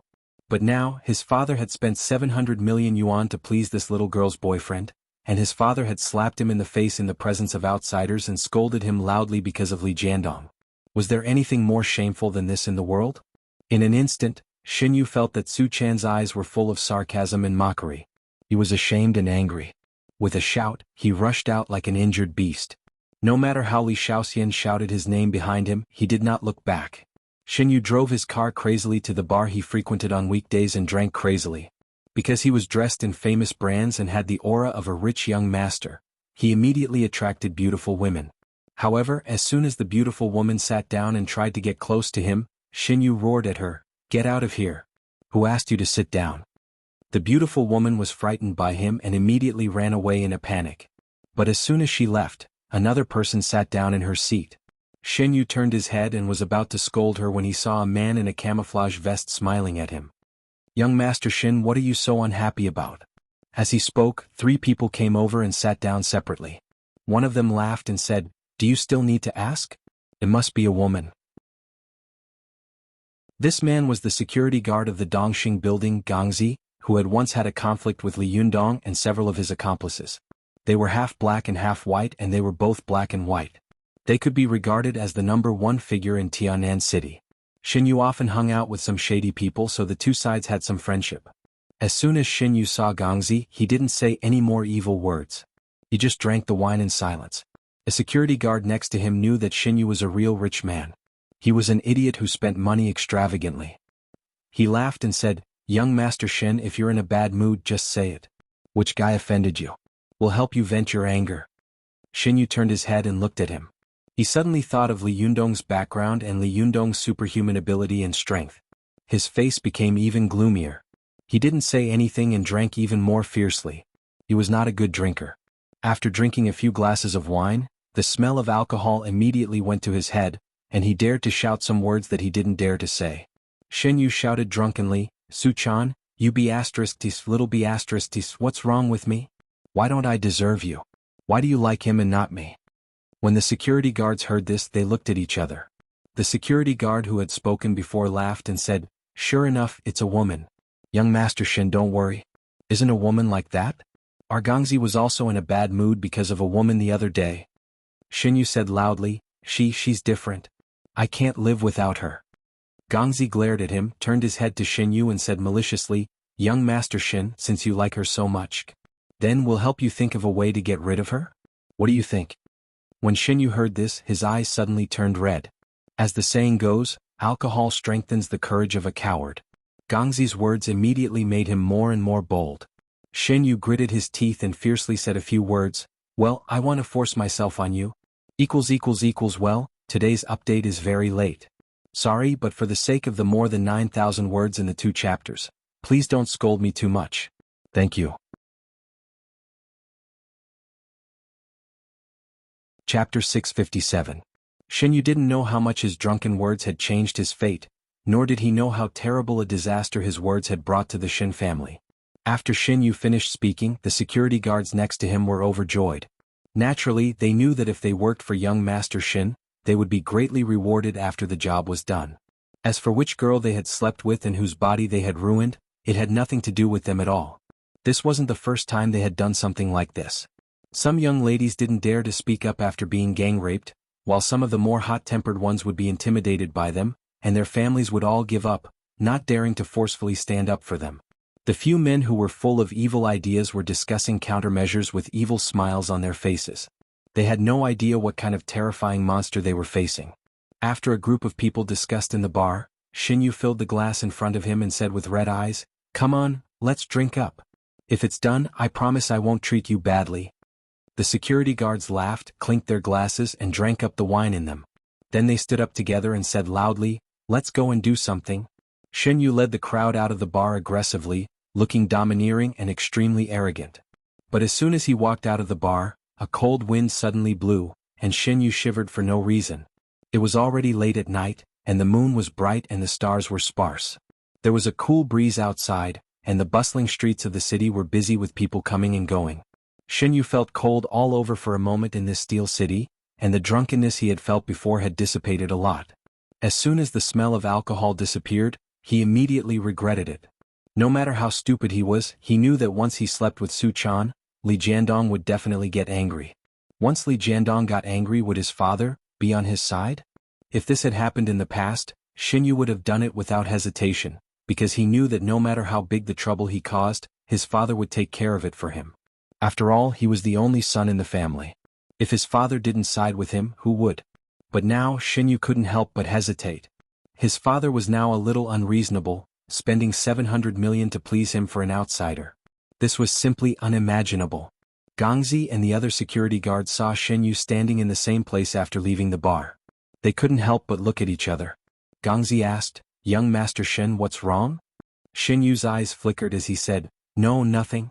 Gangzi had some understanding of this young master of the Shen family. He deliberately took out a small plastic bag from his pocket. The plastic bag contained a few small blue pills. He said, "Young Master Shen, are you afraid? You're the dignified young master of the Shen family, yet you want to have sex with a little girl, yet you're still thinking about it?" Xinyu was provoked by him and immediately remembered his humiliation. He was so angry that he grabbed the small plastic bag and said stiffly, "Who said I'm afraid?" Gangzi laughed. "Then let's go." Xinyu said angrily, "Let's go then." A group of people swaggered into the car and went straight to Xinyu's home. When Xinyu arrived home, he gave a few instructions to several security guards, and then entered the house himself. It was already past 9 o'clock in the evening. Most of the Shen family members had entered their rooms. Ziyuan, Zhou Qin and Su Chan, who were guests of the Shen family, stayed in their own rooms. Zhou Qin and Ziyuan were meditating, while Su Chan was lying on the bed, pressing the remote control with her hand and watching soap operas in boredom. After Xinyu entered the house, he greeted the servants and went to the kitchen. He walked to the kitchen, looked around and thought to himself, "What will she eat? What? Snacks? By the way, she once participated in the tea art competition. She will definitely drink our top-grade Longjing tea." Thinking of this, Xinyu immediately took action. But when he made a cup of tea and was about to bring it to Su Chan, he thought, "No, if I bring it to her, whether she will drink it or not is also a problem. It's better to let housekeeper Zhang bring it to her." Yes, that's it. As soon as he opened his mouth and was about to call someone, he suddenly thought, "Wait. Steward Zhang will definitely wonder why I didn't bring tea to anyone else, but to Su Chan? If he lets it slip, won't it ruin my plan?" Thinking of this, Xinyu coughed dryly, called Steward Zhang over and said seriously, "Old Zhang, it's getting late. Prepare a midnight snack for everyone." Although Steward Zhang had seen his young master being severely taught a lesson by the old master today, he didn't mean to neglect him at all. After all, no matter how much he was beaten and scolded, he was still Shen Wansai's son. Steward Zhang smiled and said, "Young master, if the old master knew that you had such thoughts, he would be very happy." Xinyu smiled coldly. "If he doesn't hit me, I'll burn incense in thanks." Steward Zhang muttered under his breath, but his hands were still working quickly. Young master, it's not that I want to criticize you, but it's not the first time you've heard of master's temper. Don't go against him. Can't you just go along with him a little?" Xinyu became impatient and urged, I know. Hurry up." Steward Zhang nodded quickly. After a while, he prepared a midnight snack for everyone. Just as he was about to call someone to deliver it, Xinyu said, "You can deliver it yourself, one by one. Don't tell her that I asked you to prepare it. In addition," he put the Longjing tea he had made on a plate and said, "Give this to Miss Su Chan, and don't tell her that I prepared it for her." Steward Zhang glanced at Xinyu. He naturally knew that his young master had been thinking about this girl since he came back from Dongwu City last time. But last time he had seen with his own eyes how intimate Su Chan and Li Yundong were. She was obviously already taken, but his young master didn't give up. Alas, he didn't even know how to persuade him. Steward Zhang sighed and reached out to take Su Chan's plate. Only then did Xinyu remember that he hadn't put in his medicine yet. He quickly stopped him and said, "You go to Dad's first and then this?" Steward Zhang was stunned. He couldn't help but look at his young master with a smile of relief on his face. "At least you have some conscience." Xinyu's eyes flickered as he said, Go. Steward Zhang didn't know that it was a trick, so he took the plate and went to Shen Wansai's room. After seeing him leave, Xinyu quickly took out a small plastic bag from his arms and put one of the pills in it. But after he put one down, he felt that it was not safe, so he put another one in. But after putting two in, he couldn't help but grit his teeth and put all the small pills in the bag. Fortunately, the color of Longjing tea itself was dark green, and the fragrance was extremely pungent. After the pill was put in, it quickly dissolved and nothing unusual could be seen or smelled. Not long after Xinyu put the medicine in, he saw Steward Zhang come back. He watched Steward Zhang send the midnight snacks to each room one by one. Finally, when he sent Su Chan's plate into the room, he breathed a sigh of relief. At this time, Su Chan heard a knock on the door. She replied casually, "Come in." Steward Zhang walked in with a plate. Su Chan looked at him curiously and asked, "What's the matter?" Steward Zhang smiled slightly and said, "This is a midnight snack for Miss Su Chan." When Su Chan heard that there was food, she immediately beamed with joy and looked at the plate with a smile. She saw a cup of tea, a plate of snacks, and a plate of fruit salad on the plate. She was overjoyed and was about to reach for the food when she suddenly thought of something. She raised her head suspiciously and asked, "Why do you want to send me a midnight snack at this time? Where's Sister Ziyuan? Where's Sister Zhou Qin?" Steward Zhang smiled and said, "They all have it. I just sent it to them." Su Chan asked curiously, "Aren't they practicing?" Housekeeper Zhang exclaimed, "So they are practicing martial arts? I was wondering why they were sitting cross-legged on the ground. No wonder, it turns out that they are cultivators. You can't judge a book by its cover." Su Chan was relieved to see that Ziyuan and Zhou Qin also had it. She smiled and said to Steward Zhang, "Thank you. You can go out first. I want to eat." Steward Zhang chuckled, bent over and left. After he left, Su Chan couldn't wait to reach out and grab the food on the plate. She ate the desserts and fruit salad in a few bites. After eating, she felt that it wasn't enough, so she grabbed the Longjing tea on the side and poured the tea into her mouth with a gulp. As soon as she drank the tea, Su Chan was stunned and thought to herself, "Why does this tea taste strange?" Soon, Su Chan felt a heat in her body. She couldn't help but be shocked and thought to herself, "What's going on? Is the tea poisoned?" Su Chan's face changed and she didn't even dare to shout. She was afraid that if she shouted, it would agitate the qi and blood in her body and make her even more poisoned. She immediately sat down cross-legged and began to meditate. However, the medicinal power of this small blue pill was extremely fierce. One pill was enough to turn a brave woman into a zombie, not to mention that Xinyu had put a small bag in it. After a while, Su Chan's qi and blood were in a mess due to the fierce medicinal power of the cultivation method. Her brain was burned and she soon fell into a coma. Not long after she fell into a coma, Xinyu came to the door of her room and knocked softly. After a few attempts, he pushed the door open and saw that Su Chan was lying on the bed. Her face was frighteningly red. It was obvious that she had passed out. Xinyu was overjoyed. He immediately looked outside only to see that there was no one in the living room. He quickly picked up Su Chan and walked to the backyard of his villa. He picked up his cell phone and dialed a number. As soon as the number got through, he immediately hung up. Not long after, two burly men jumped into his backyard. When the two men saw Su Chan, they immediately laughed and said, "She's really beautiful. Young Master Shin has good eyesight." Xinyu was scared to death to do such a shameful thing in his own house. He hurriedly urged, "Hurry up, there are cameras in my backyard and at the front door. Hurry up and take people over the wall. Be careful not to be photographed." The security guard laughed and said, "Don't worry. We stole a car and are hiding." The two of them carried Su Chan over the wall and quickly left. After seeing them leave, Xinyu took a deep breath and calmed his breathing a little. Then he pretended to be calm and went straight to the place where they had agreed to meet. At this time, Zhou Qin, who was cultivating in the room, slowly woke up after meditating for a while. However, after waking up, she suddenly felt that Su Chan's aura was no longer in the Shin family's villa. She couldn't help but be stunned and look at Su Chan's room in confusion. However, she also knew that it was not good for her to interfere with Su Chan's freedom. She just wondered why Su Chan had left without telling them. Zhou Qin was stunned for a while and shook her head.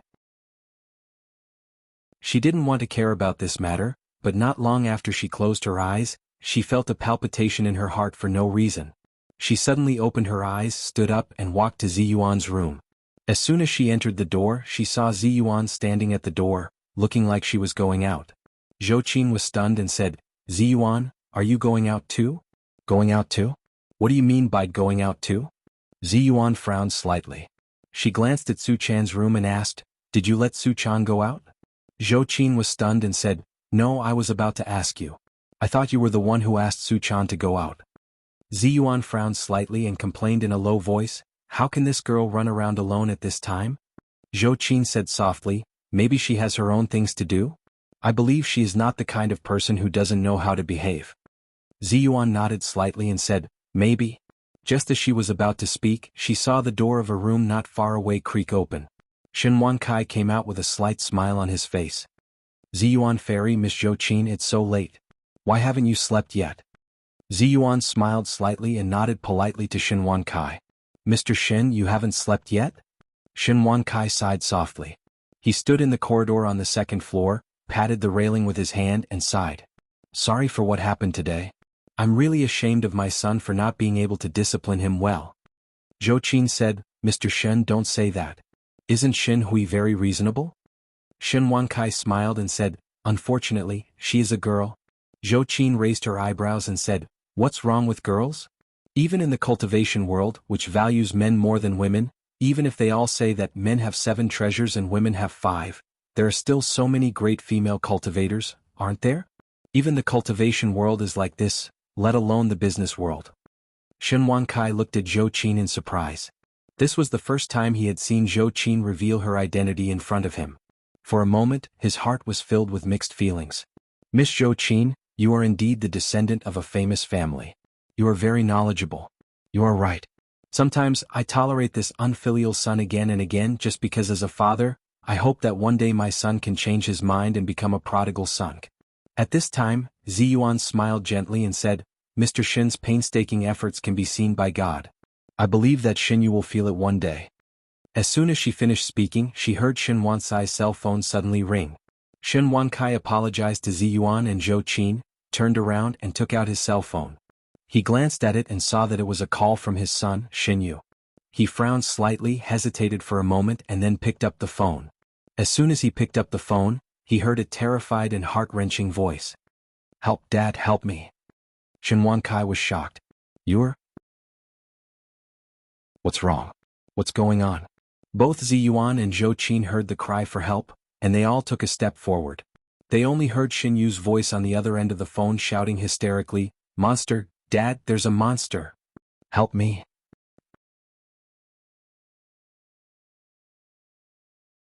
Chapter 658.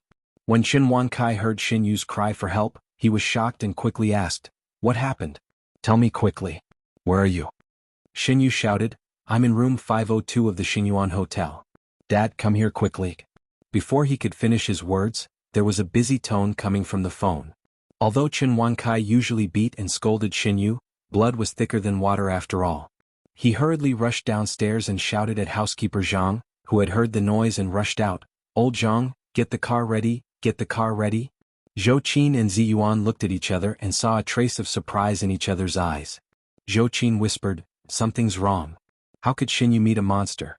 Is he hallucinating or? Ziyuan frowned and said in a low voice, It can't be such a coincidence. Su Chan left before and now he said he met a monster? As they spoke, their eyes suddenly met, and they said in horror at the same time, Oh no! Su Chan has shown his real body. Zhou Qin and Ziyuan naturally knew what it would mean if Su Chan showed his real body in the busy city. The two of them were so shocked that their hearts were about to jump out of their chests. Ziyuan was frightened and Zhou Qin's face was livid. She quickly turned to Xinhuan Kai and said, Mr. Shen, I'm sorry. After that, she grabbed Xinhuan Cai's collar and nodded to Ziyuan. The two of them instantly turned into a beam of blue light and flew out. Before Xinhuan Kai could react, he felt his body become light and he flew up lightly. For a moment, he could only hear the sound of the wind whistling in his ears. His skin felt as if it had been cut back and forth by thousands of knives, and the strong wind made his skin hurt. Xinhuan Kai wanted to open his eyes, but the strong wind made it impossible for him to do so. But not long after, he suddenly heard the sound of glass shattering. His feet suddenly sank and in an instant he stood on the ground again. Only then did Xinhuan Kai feel that all his internal organs had fallen back into his stomach. When he opened his eyes to take a look, he was so scared that his internal organs were about to pop out of his chest in an instant.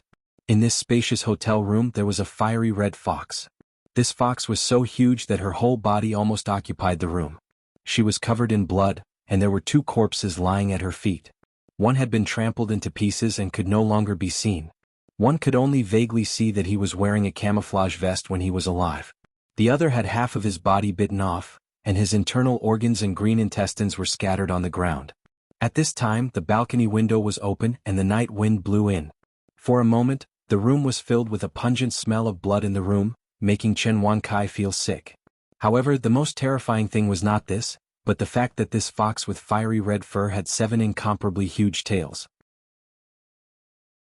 Among these 7 tails, one was golden and there was a person wrapped in it. Only the head was exposed, but blood was flowing out of all 7 orifices. It was obvious that the huge force of the tail had crushed all the blood vessels in his body to death. The fox was holding a person in her mouth. She glared angrily at a man curled up in the corner, opening her mouth and biting the man bit by bit. Qin Wankai was so scared by the scene in front of him that he almost fainted. He staggered and fell to the ground. He supported himself with his hands and suddenly felt that his hands were slippery. When he raised them, he saw that they were covered in blood. Zhou Qin and Ziyuan were also frightened by the scene in front of them. Ziyuan immediately turned her head and shouted at Zhou Qin, "Go to the door and block the others. I'll deal with this." Without saying a word, Zhou Qin rushed out and blocked the door like a door god. She stared at every busybody who wanted to see what was going on in the room. Those who got a little closer were thrown far away by her like chickens. Ziyuan glanced at the man hiding in the corner and found that it was Xinyu. She walked up to the 7-tailed fox and said in a deep voice, "Suchan, calm down. What happened?" Suchan? Qin Wansai's mind was buzzing, but he suddenly heard such a sentence. He raised his head abruptly and looked at the terrifying 7-tailed fox with his mouth agape. She is Suchan? Xinyu, who was curled up in the corner, suddenly heard Qin Wansai's voice. He raised his head and his face showed ecstasy. He rolled and crawled toward Qin Wankai. The room was soaked in blood. As soon as Xinyu crawled, he immediately turned into a bloody man. He threw himself into Qin Wansai's arms and cried loudly, "Dad, help me!" Qin Wankai was also frightened to the point of losing control. He was shocked, scared, and flustered. He patted Xinyu on the back and said, don't worry. Dad is here." "What happened? Why are you here? Why is Suchan here? How did she become like this?"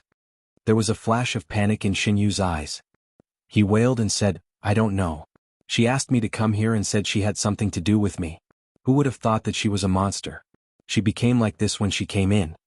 As soon as he finished speaking, Suchan, who had transformed into her real body, suddenly glared at Xinyu and roared furiously.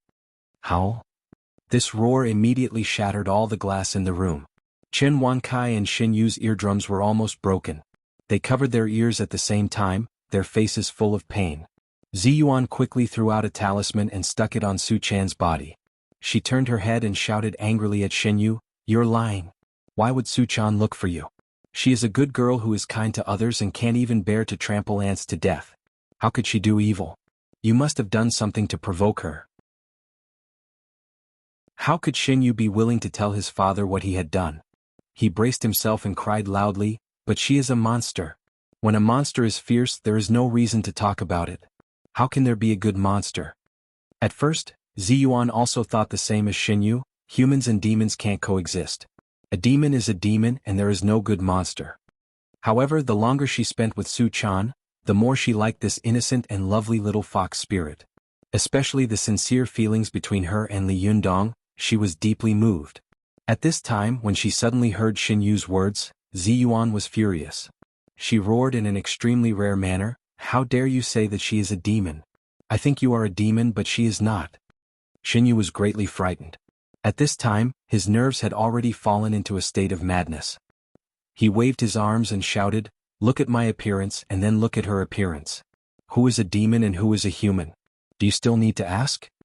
Ziyuan roared angrily, "She is just a fox spirit, but she has a kinder heart than anyone else. You are wearing a human skin but you have the dirtiest heart in the world. Do you think I won't know if you don't tell me?" Ziyuan pointed at Suchan and roared angrily, "Do you know what her cultivation quotient is?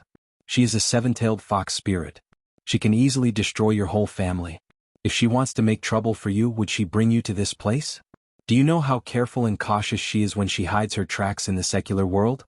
Only when she spits out her internal organs to heal, or when her chi and blood are boiling uncontrollably will she be forced to show her true body. For a fox spirit, revealing her true body in the secular world for others to find out is a fatal disaster.